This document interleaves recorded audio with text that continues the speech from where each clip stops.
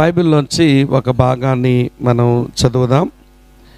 ద్వితోపదేశ కాండం 33వ అధ్యాయం 29వ వచనం. ద్వితోపదేశ కాండం 33వ అధ్యాయం 29వ వచనం ఇలా ఉంది. ఇశ్రాయేలు, నీ భాగ్యమెంత గొప్పది, యెహోవా రక్షించిన నిన్ను పోలినవాడు ఎవడు. ఈ వచనాన్ని మరోలా చదువుదాం. విశ్వాసి, నీ భాగ్యమెంత గొప్పది, యేసు విమోచించిన నిన్ను పోలినవాడు ఎవడు. ప్రార్థన చేద్దాం. ప్రియమైన తండ్రి, మీకు కృతజ్ఞతలు చెల్లిస్తూ మీ పాదాల చెంతకు చేరి వస్తున్నాం. నీ మాటలు మమ్మలను తెప్పరిల్ల చేస్తాయని, నీ మాటలు మాకు జ్ఞానాన్ని అనుగ్రహిస్తాయని, బ్రతికిస్తాయని, మమ్మలను నీలో స్థిరపరుస్తాయి అని నీ లేఖన భాగాల నుంచి మేము గుర్తెరిగిన వారమై నీ వాక్య సముఖమునకు మేము చేరి వచ్చాము. నీ దాసుడు, తన కుటుంబం ఈ ప్రాంతాలలో పడుతున్న ఈ ప్రయాసలో ఈ మంచి కూడికను మీరు మాకు అనుగ్రహించినందుకు మీకు కృతజ్ఞతలు చెల్లిస్తున్నాం. మేము తలంపుగా కూడుకున్నాము అని మాకు అనిపిస్తుంది, కానీ ఇది మీ ప్రణాళికలో ఉండి మాకు మీరు ఇచ్చిన మంచి దినమని నమ్ముతా ఉన్నాం. ప్రభా కనికరించి మీరు మాకు సహాయం చేయండి. మేము నేర్చుకునవలసిన సంగతులను మీరు మాకు నేర్పించండి. యేసుక్రీస్తు వారి యొక్క ప్రశస్త నామంలోనే స్తోత్రాలు చెల్లించి అడిగి వేడుకొని ప్రార్థిస్తున్నాము తండ్రి, ఆమెన్. పరిశుద్ధ గ్రంథమైన బైబిల్లో కొంతమంది వ్యక్తుల యొక్క మరణ వాంగ్మూలం వ్రాయబడింది. మరణ వాంగ్మూలం అంటే మరణించక మునుపు వారు చెప్పినటువంటి మాటలు. మరణ వాంగ్మూలానికి చాలా విలువ ఉంటుంది.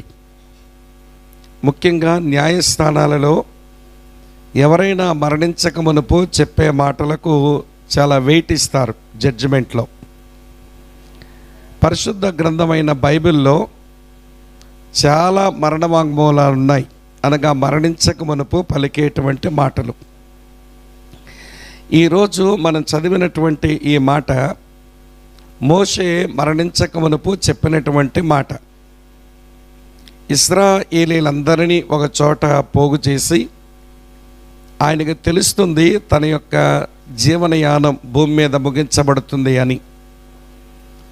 తన మరణం తనకు చాలా సమీపంగా ఉంది అని తనకు తెలుసు. అది గుర్తెరిగిన వాడై తన మరణించక మునుపు ఇశ్రాయేలీలందరికీ ఏమైతే చెప్పదలిచాడో ఆయన చెప్పినటువంటి సందేశమే ఈ ద్వితోపదేశకాండం 33వ అధ్యాయం. ఈ 33వ అధ్యాయంలో ఆయన చెప్పవలసిన తన సందేశమంతా చెప్పి చివరిలో ఏమన్నాడు అంటే, ఇశ్రాయేలు, నీ భాగ్యం ఎంత గొప్పది, యెహోవా రక్షించిన నిన్ను పోలినవాడు ఎవడు అన్నాడు. నేను ఈ 33వ అధ్యాయాన్ని ఆధారంగా చేసుకొని దేవుడు తన పిల్లలకు ఇచ్చిన భాగ్యాలు చెప్పాలి అనుకుంటున్నాను. అదే సమయంలో దేవుడు భాగ్యాలు ఇచ్చాడు అంటే అర్థం మన మీద బాధ్యతలు మోపుతాడు అని. బైబిల్ దేవుడు భలే సమతుల్యత కలిగిన దేవుడు. The God of Bible is God of balance. ఆయన బ్యాలెన్స్ తప్పిపోయే దేవుడు కాదు. ఒకవేళ భాగ్యాలు మాత్రమే ఇచ్చి బాధ్యతలు మోపలేదు అనుకోండి, మనుషులు బరితెగించి బతికేస్తారు. ఒకవేళ దేవుడు బాధ్యతలు మాత్రమే ఇచ్చి భాగ్యాలేమీ ఇవ్వలేదనుకోండి, మనుషులు బానిసలై బ్రతుకుతారు. కనుక ఈ రెండు అవసరం. ఈ రోజున క్రైస్తవ కుటుంబాలలో, క్రైస్తవ సంఘాలలో చాలామందికి భాగ్యాలు కావాలి, కానీ బాధ్యతలు మాత్రం భరించారంట. సరే, మీరేమనుకోకండి, ఉదాహరిస్తాను. ఇట్లా మనం మందిరమునకు వస్తున్నాం, ఇక్కడ మనకు కొన్ని ప్రివిలేజెస్, కొన్ని భాగ్యాలు మనకున్నాయి. చక్కగా కూర్చొని వాక్యం వింటాం, వాక్యమైన తర్వాత ఒకరితొకరం పలకరించుకొని సావాసం చేస్తాం, సంబరపడి మళ్ళీ మన గృహాలకు వెళతాం. మంచిది. సరే, మనం ఇక్కడికి వచ్చిన తర్వాత మనం కుర్చీ మీద కూర్చొని వాక్యం విన్నాం. నేను లోకల్ చర్చ్ మెంబర్స్ గురించి అంటున్నా, బయట నుంచి వచ్చిన గెస్టుల గురించి కాదు. స్థానిక సంఘంలో మనము బాధ్యత కలిగినటువంటి విశ్వాసులంగా మన భాగ్యాలు అనుభవించే ఈ క్రమంలో కుర్చీ మీద కూర్చొని చక్కగా వాక్యం విన్నాం. వినండి, చాలా సంతోషం, అలానే వినాలి. కానీ ఎవరు వేసిన కుర్చీ అని కూర్చున్నావు? ఎవరో కుర్చీ వేశారు, కూర్చొని వాక్యం విన్నావు, విను, పర్వాలేదు. కానీ మరొకసారి నీవు ముందొచ్చి మరొకరు కూర్చోవడానికి కుర్చీ వేస్తే నువ్వు చాలా బాధ్యత కలిగిన వ్యక్తివి అనవలసి ఉంటుంది. ఎప్పుడూ నేనొచ్చి కూర్చోవడమే కానీ నేనొచ్చి మందిరంలో ఏ పని చెయ్యను. నేను కింద కూర్చున్నప్పుడు నా కింద ఉన్న చేపలు ఎవరో వేస్తే కూర్చుంటా, నేను మాత్రం వేయను. నేను కూర్చునే కుర్చీ ఎవరో వేస్తే కూర్చుంటా, నేను ఎప్పుడు కుర్చీలు వేయను. అక్కడ ఎవరో పెట్టిన నీళ్లు నేను వచ్చి త్రాగుతా, కానీ నేను ఎప్పుడు ముందొచ్చి నీళ్ళు పెట్టను. ఎవరో కష్టపడి వంటలు చేస్తే ప్రేమ విందులో బాగా కుందనం బొమ్మలా కూర్చొని తింటా, కానీ నేను ఎప్పుడొచ్చి వంట పనిలో సహకరించను అని ఒకవేళ మనం అనుకుంటే మనము భాగ్యాలు అనుభవించే వాళ్ళమే కానీ బాధ్యతలు భరించే వాళ్ళం కాదు. ఇలాంటి వాళ్లకు బైబిల్ ఇచ్చే పేరు బరితెగించిన మనుషులు అని పేరు ఇచ్చింది. ఇక్కడ ఉన్నారా మీరంతా? చూడండి, కింద వేసిన చాప, ఎవరేసిన చాప? కూర్చున్నావు. ఎప్పుడైనా ముందొచ్చే చాప వేసే అలవాటు ఉందా? కుర్చీలో కూర్చున్నావు, ప్రైజ్ గార్డ్ కూర్చుని విను, కానీ ఎప్పుడైనా ఇంకో రోజు ముందొచ్చి కుర్చీ వేసే అలవాటు ఉందా? అంటే నేను చిన్న విషయం చెప్తున్నాను, పెద్ద పెద్ద విషయాలు చెప్తే ఇబ్బంది ఉంటుందని చిన్న విషయాలు చెప్పి మన చెంపలు కొంచెం వాయించుకుంటే మంచిదని నేను ఇలా చెప్పే ప్రయత్నం చేశాను. ఏమనుకోకండి. సరే, భాగ్యాలు అనుభవించు, బాధ్యతలు భరించు, అప్పుడు నువ్వు బ్యాలెన్స్డ్ క్రిస్టియన్ అన్నమాట. నువ్వు భాగ్యాలు మాత్రమే మందిరంలో నువ్వు అనుభవించి ఏ బాధ్యత నువ్వు తీసుకోకపోతే నిన్ను ఒక బరితెగించిన మనిషి అని జమ కట్టవలసి ఉంటుంది.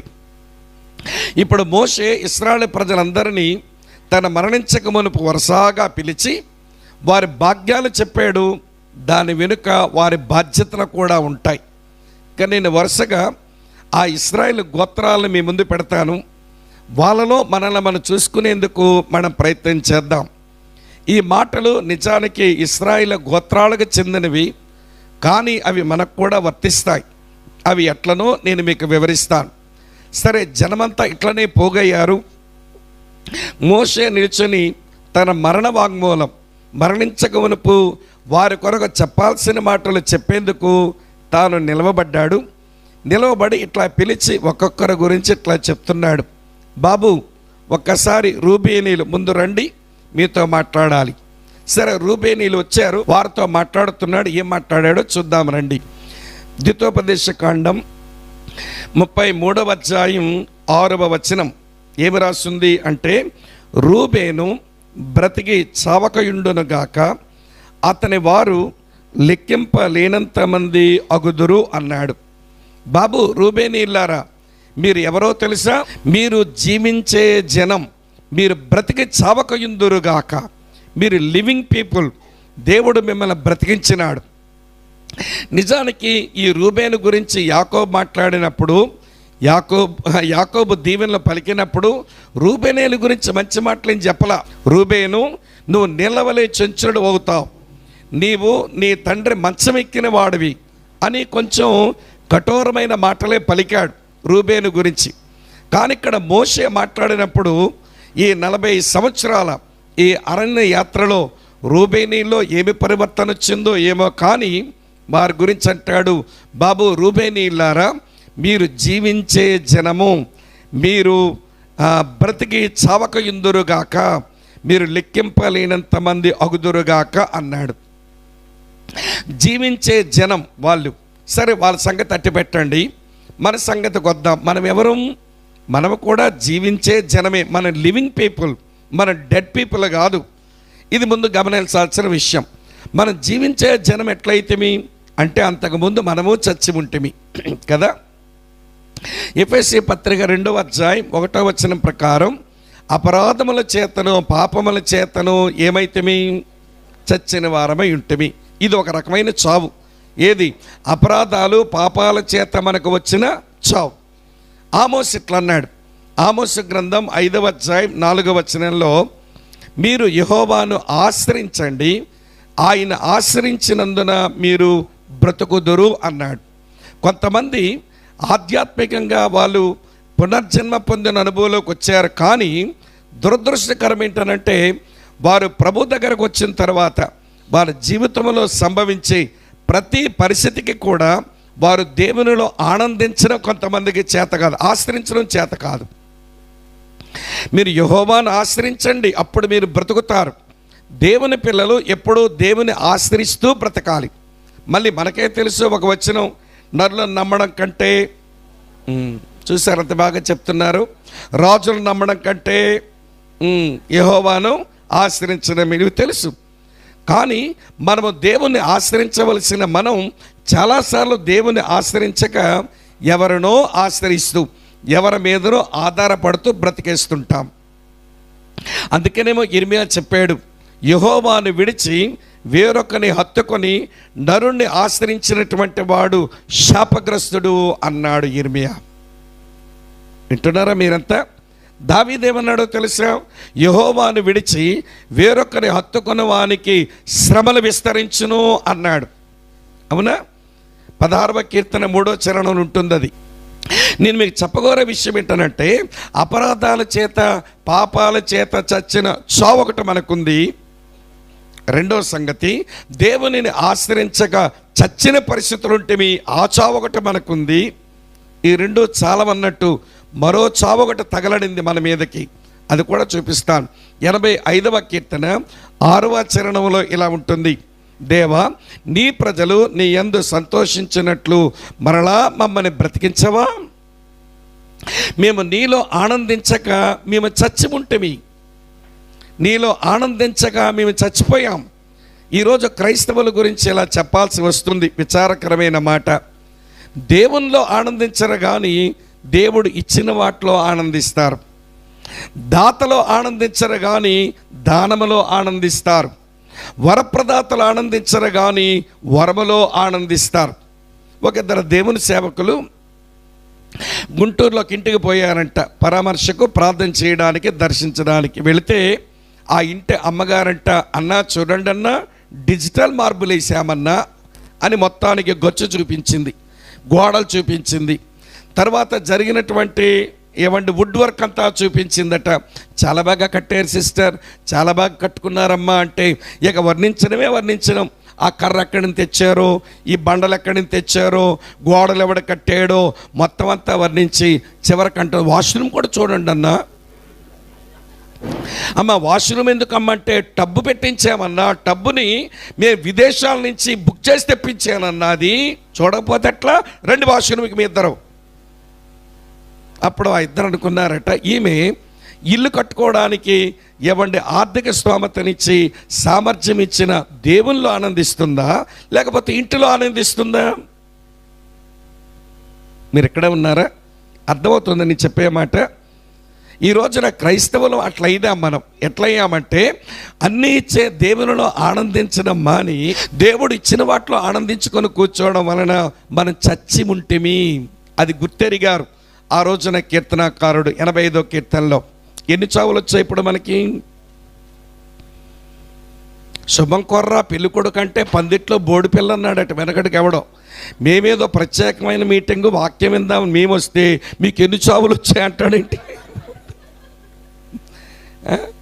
అమ్మ అర్థమవుతున్నదా? ఎన్ని చావులు చూసాం? 3 చావులు. అపరాధముల వలన, పాపముల వల్ల వచ్చిన చావు, దేవునిని ఆశ్రయించకపోవడం వల్ల వచ్చిన చావు, దేవునిలో ఆనందించకపోవడం వల్ల వచ్చిన చావు. మరొక చావు ఉంది, అది కూడా చూపిస్తాను మీకు. పౌలు తిమోతికి పత్రిక రాస్తూ ఇలాగన్నాడు. 1 తిమోతి 5వ అధ్యాయంలో, తిమోతికి రాసిన మొదటి పత్రిక 5వ అధ్యాయం 6వ వచనంలో, సుఖభోగముల యందు ప్రవర్తించున్నది బ్రతుకుచుండియు, చెప్పండమ్మా, చచ్చినదయుండును. సుఖభోగముల ప్రీతి. మనం ఎంత సుఖమరిగామో చెప్పమంటారా? ఇదే మన చచ్చిన స్థితి. మన పాతకాల ముసలోళ్ళ దగ్గర వెళ్తే వేసవికాలం ఉక్కపోస్తుంటేను తాటాకులతో ఒక విసనగర చేసుకుని ఇసురుకున్నారు. ఈ సుఖం చాలా, విసనగర సుఖం చాలా.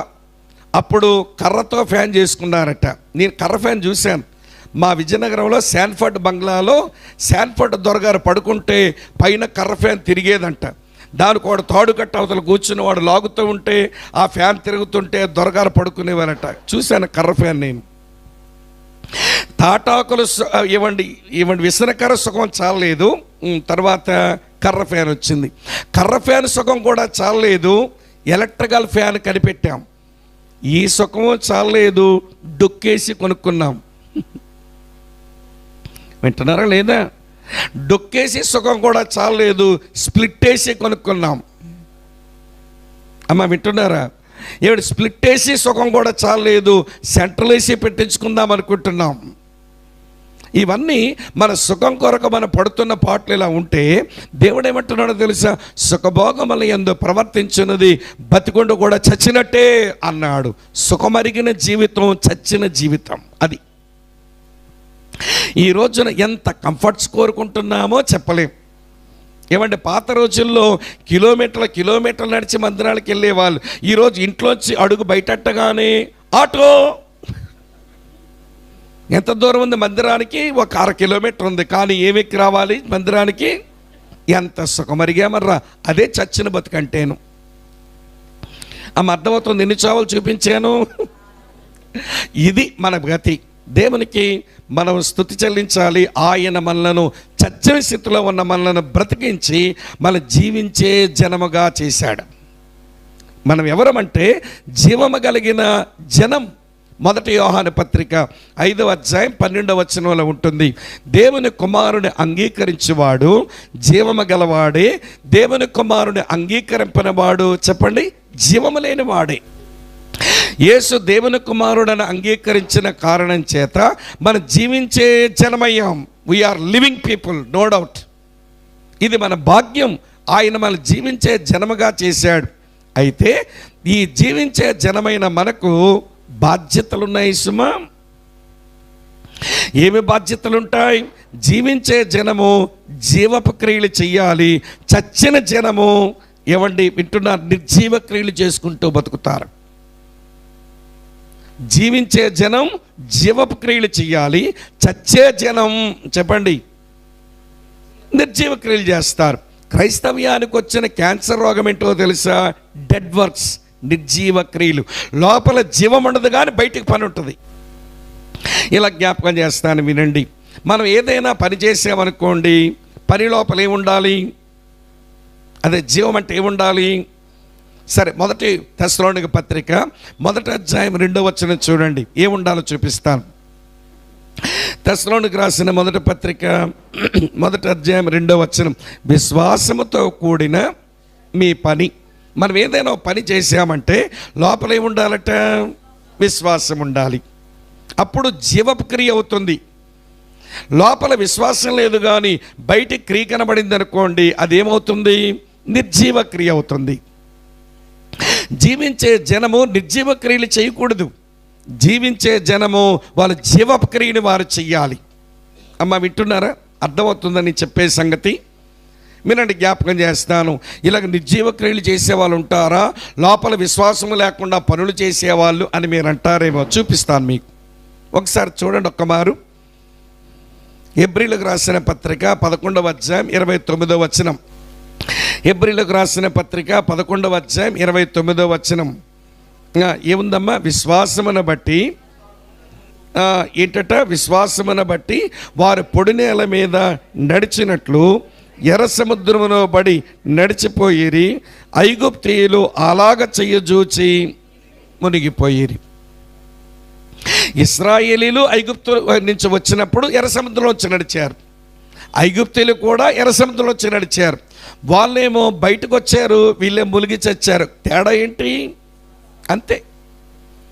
ఐగుప్తీయులకేమో విశ్వాసం లేదు, ఇశ్రాయేల్ ప్రజలకేమో విశ్వాసం ఉంది. వారు విశ్వాసముతో కూడిన పని చేశారు, వీళ్ళు విశ్వాసము లేని పని చేశారు. ఒక ఆయనేమో ఆల్ నైట్ ప్రేయర్ పెట్టి పిలిచాడు. అన్న వాక్యం చెప్పాలని పోయాను. వెళ్ళేసరికి ప్రసంగం చేసే ముందు అడిగాను, అన్న దేని కొరకు పెట్టినారు ఈ ఆల్ నైట్ ప్రేయర్? అది తెలిస్తే కొంచెం అడ్రస్ చేస్తాను కదా, ప్రోత్సహించగలుగుతాను ప్రార్థనకనంటే, ఏమేమి లేదు తమ్ముడు, గోలేం లేదు తమ్ముడు అన్న అంటున్నాడు. మరి దేని పెట్టామంటే, ఈ వీధిలో చివరొకడు మీటింగ్ పెట్టేస్తున్నాడు, అక్కడ మనల్ని పోతున్నారు, అందుకే మనం పెట్టేస్తున్నాం. ఆ వీధిలో ఎవరో పెట్టేస్తున్నారంటే మీటింగ్, మన వాళ్ళంతా వెళ్ళిపోతారని ఆపుకోవడానికి పెట్టానంటున్నాడు. లోపలేది విశ్వాసం. ఇదేంటనంటే అనుకరించడం. వాళ్ళు ఏదో చేశారు, మనం అది చేసేసేయాలి. ఇది అనుకరించడం. అనుకరణ ఎప్పుడూ ప్రమాదమే. అనుసరించండి పర్వాలేదు, కానీ అనుకరించకండి, ఇమిటేట్ చేయకండి, ఫాలో అవ్వండి పర్వాలేదు. నేను కొంచెం మీకు అర్థమయ్యేలా చెప్తాను. కొంచెం బిగుసుకొని వింటున్నారు, రిలాక్స్డ్గా విందురు కానీ జోక్ చెప్తాను వినండి. మళ్ళీ జోక్ అంటే ఏమనుకునేరు విషయంలోంచే చెప్తాను నేను. ఏమండి, ఒక మందిరంలో నాలాంటి ఒక దేవుని సేవకుడు 2-3 బ్రాంచ్ సంఘాలు ఉంటే ఆయన వెళ్ళి పనిచేసుకునేవాడు ఆయనే. కానీ ఆ రోజు బాగా జ్వరం వచ్చింది. ఆయన మెయిన్ చర్చిలో వాక్యం చెప్పాక ఇక పోలేను అనుకుని చర్చిలో ఉన్న తమ్ముడిని పిలిచి, తమ్ముడా నువ్వు వెళ్ళి మన బ్రాంచ్ చర్చిలో వాక్యం చెప్పి రారాదు, నాకు జ్వరం వచ్చింది అన్నట్ట. వీడు గోతికాడు గుంటనక్కలాగా నాకు ఎప్పుడు అవకాశం వస్తుందా ప్రసంగించడానికి అని చూస్తున్నాడు వీడు. వెళతానన్నా అన్నాడు. మొత్తానికి వెళ్ళాడు. వెళ్ళిన తర్వాత వాక్యం చెప్తున్నాడు. చాలా బాగా చెప్తున్నాడు ఈ పిల్లగాడు వాక్యం. కానీ చెప్తున్నాడు కానీ అప్పుడప్పుడు ఎట్లా అంటున్నాడు. వాక్యం చెప్తున్నాడు కానీ నా వైపు చూడండి, అప్పుడప్పుడు ఎట్లా అంటున్నాడు. సరే, సహోదరులు చూసి పాపం యవనస్తుడు, ఇక పెళ్ళి కూడా కాలేదు, ఇంత బాగా వాక్యం చెప్తున్నాడు, ఏమి జబ్బో, నరాల జబ్బు, ఇలాగ జబ్బెగరేస్తున్నాడని అనుకుంటున్నారట అక్కలంతా. అనుకుని ఆ అబ్బాయి వచ్చే భోజనం చేసి వెళ్ళిపోయినాడు అబ్బాయి. ఈ సిస్టర్స్ అంతా మాట్లాడకుండా పాప యవనస్తుడు ఇలాంటి జబ్బు వచ్చింది ఏంటో అనుకుంటుంటే బ్రదర్స్ వచ్చారట. ఏంటమ్మా ఏం మాట్లాడుకుంటున్నారు మీరు? అదేనండి, వాక్యం చెప్పిన పిల్లగాడు గురించి మాట్లాడుకుంటున్నాం. ఏం మాట్లాడుతున్నారంటే, ఎంత బాగా వాక్యం చెప్పాడండి, కానీ అప్పుడప్పుడు ఇలా జబ్బెగరాస్తున్నాడు, పాపం నరాల బలహీనత ఏమో, ఏం జబ్బో అని బాధపడుతున్నాం అన్నారట. ఓసి పిచ్చక్కల్లారా, మీరు ఈ అబ్బాయి జబ్బ ఎగరేయడం చూశాడా? మన పెద్దన్నయ్య కూడా, స్వామన్నయ్య కూడా ఎగరేస్తాడు జబ్బ. అన్న కూడా జబ్బ ఎగరేస్తాడా? మేము ఎప్పుడూ చూడలేదే అన్నారట. కావాలంటే వచ్చేది వరకు గమనించండి అన్నారు ఈ బ్రదర్స్ అంతా. ఇక అమ్మలక్కలకేమో ఒకటే ఒబలాటం, ఆదివారం ఇప్పుడు వచ్చుద్దా అని. వాక్యం వినడానికి కాదు ఒబలాటం. చెప్పండి, ఏం చూడడానికి? జబ్బ చూడడానికి. సరే, బ్రదర్ గారు వచ్చారు, స్వామి బ్రదర్ వాక్యం చెప్పడానికి. ఈయన కూడా వాక్యం చెప్తూ ఇలా చిన్నగా ఎగరేస్తున్నాడట. అవును, బ్రదర్ చెప్పిందే రైట్, మనం ఇన్నాళ్ళు గమనించలేదు అనుకున్న తర్వాత సరే మొత్తానికి ఈయన కూడా భోజనం పెట్టి, అన్న కిందటి ఆదివారం వాక్యం చెప్పడానికి వచ్చిన పిల్లాడు ఎంత బాగా వాక్యం చెప్పాడో కానీ అప్పుడప్పుడు ఇలా భుజం ఎగరేస్తుంటే మేము చాలా బాధపడ్డాం. బ్రదర్స్ ఏమో చెప్పారు ఆ పిల్లాడు ఎగరేయడమే కాదు మీరు ఎగరేస్తారని. ఈరోజు బాగా గమనించాము ఈ ఆదివారం మిమ్మల్ని. మీరు జబ్బ ఎగరేస్తున్నారు, మాకు తెలియక అడుగుతాం, ఆడెందుకు ఎగరేస్తున్నాడు, మీరెందుకు ఎగరేస్తారు చెప్పండి మాకన్నా. అమ్మ, వాడు ఎందుకు ఎగరేస్తున్నాడో తెలియదు కానీ నేనెందుకు ఎగరేస్తున్నానో నాకు బాగా తెలుసు అన్నాడట. ఎందుకన్నా అంటే, నేను సేవకు రాకమునుపు సిటీ బస్సులో కండక్టర్గా పనిచేసేవాడిని. టిక్కెట్లు కొడుతుంటే సంచెలో జారిపోతే ఇలా ఎగరేసుకోవడం అలవాటైపోయి, సిటీ బస్సులో బ్యాగ్ జారిపోతుంటే ఇలా ఎగరేసుకోవడం అలవాటైపోయింది. ఇప్పుడు వాక్యం చెప్తూ అప్పుడప్పుడు నాకు తెలియకుండా జబ్బలు వేసిపోతూ ఉంటుంది అన్నాడట. అమ్మ, అర్థమైందా? పిల్లగాడు ఏం చేస్తున్నాడు? అనుకరిస్తున్నాడు, ఇమిటేట్ చేస్తున్నాడు. అది మంచిది కాదు. నేను కొంతమందిని చూస్తుంటాను, ఎవరో ఎలాగో ప్రార్థన చేశారని అచ్చుదించేద్దాం అనుకుంటారు. అలాగా వాళ్ళలా ప్రార్థన చేయడానికి వాళ్ళ విశ్వాసము, వాళ్ళ యొక్క విశ్వాస పరిణితి ఏదో ఉంటుంది. మనకంత విశ్వాసం లేదో, సమర్పణ ఉండదు, కానీ యాజిటీజ్గా దించేద్దామని ప్రయత్నం చేసేస్తుంటాం మనం. ఇదే మైదా రోగం అంటే. లోపల విశ్వాసం లేదు, బయటికి పనిచేస్తున్నావు, అది నిర్జీవ క్రియ. దేవుడు నిన్ను జీవించే జనముగా చేస్తే నువ్వు నిర్జీవ క్రియ ఎట్లా చేస్తావు? ఇంకొక విషయం చెప్తాను, ఇంకా మీకు అర్థమవుతుంది. మనం కానుక వేస్తున్నాం, ఎలా వేయమన్నాడు కానుక?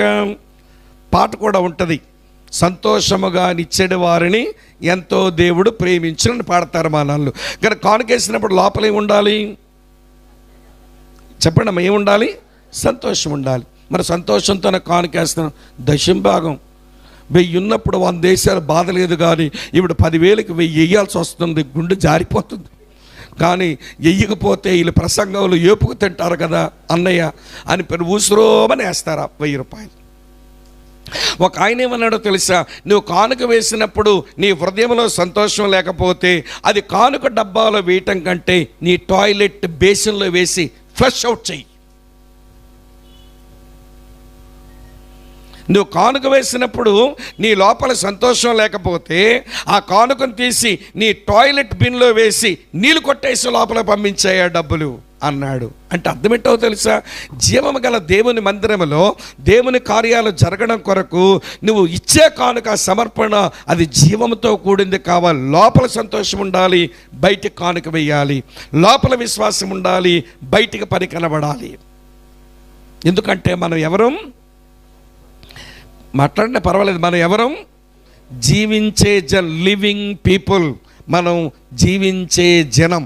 బాబు రూబేనీలు, మీ నాన్న యాకోబు చెప్పినప్పుడు మీరు వేరే సంగతి, కానీ ఇప్పుడు 40 సంవత్సరాలు నాతో ఈ ఆధ్యాత్మిక యాత్ర చేసిన తర్వాత నేను గమనిస్తున్నాను మిమ్మల్ని.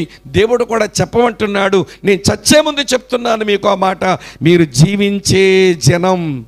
స్తోత్రం చెల్లించి పక్కకి వెళ్ళండి. బాబు యోధవర్ రండి నాయన. ఇక్కడ ఉన్నారా లేదా? మేము యోధావారం కామన్నట్టు చూస్తున్నారు. అవునులేండి, కారు, నాకు తెలుసు ఆ సంగతి. కానీ యోధావారి చోట్లోకి వచ్చి మనం మోసే ముందు నిలబడినట్టుగా నిలబడదాం. రైట్. ఇప్పుడు యోధావారిని పిలిచి ఆయన ఇలాగ అంటున్నాడు. చదువుతున్నాను చూడండి. ద్వితోపదేశకాండం 33వ అధ్యాయం 7వ వచనం.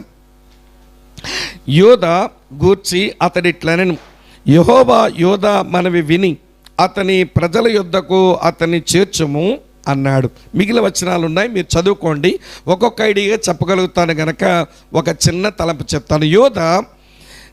యోధాను గూర్చి అతడు ఇట్లనెను, యోధా మనం విని అతని ప్రజల యొద్దకు అతన్ని చేర్చుము అని రాసి ఉంది.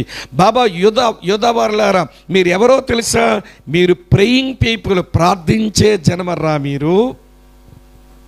మీ మనవిని దేవుడు ఆలకిస్తాడు, మీ ప్రజల యొద్దకు మిమ్మల్ని చేరుస్తాడు. మీరు ప్రార్థించే జనం. బైబిల్లో కూడా మీరు గమనించండి, యోధా గోత్రం నుంచి వచ్చిన వాళ్ళు భలే ప్రార్థనాపరుడు మిగిలిన గోత్రాలతో పోలిస్తే. నాతో ఉన్నారమ్మా? మీరంతా అర్థమవుతుందా? దావీదు ఏ గోత్రానికి చెందినవాడు? యోధా. ఆసా ఏ గోత్రానికి చెందినవాడు? మాట్లాడరే, యోధా. యెహోషాపాతు ఏ గోత్రానికి చెందినవాడు? యోధా. హిజ్కియా ఏ గోత్రానికి చెందినవాడు? మాట్లాడరేమమ్మా, యోధా. ఎబ్బేజ్ ఏ గోత్రానికి చెందినవాడు?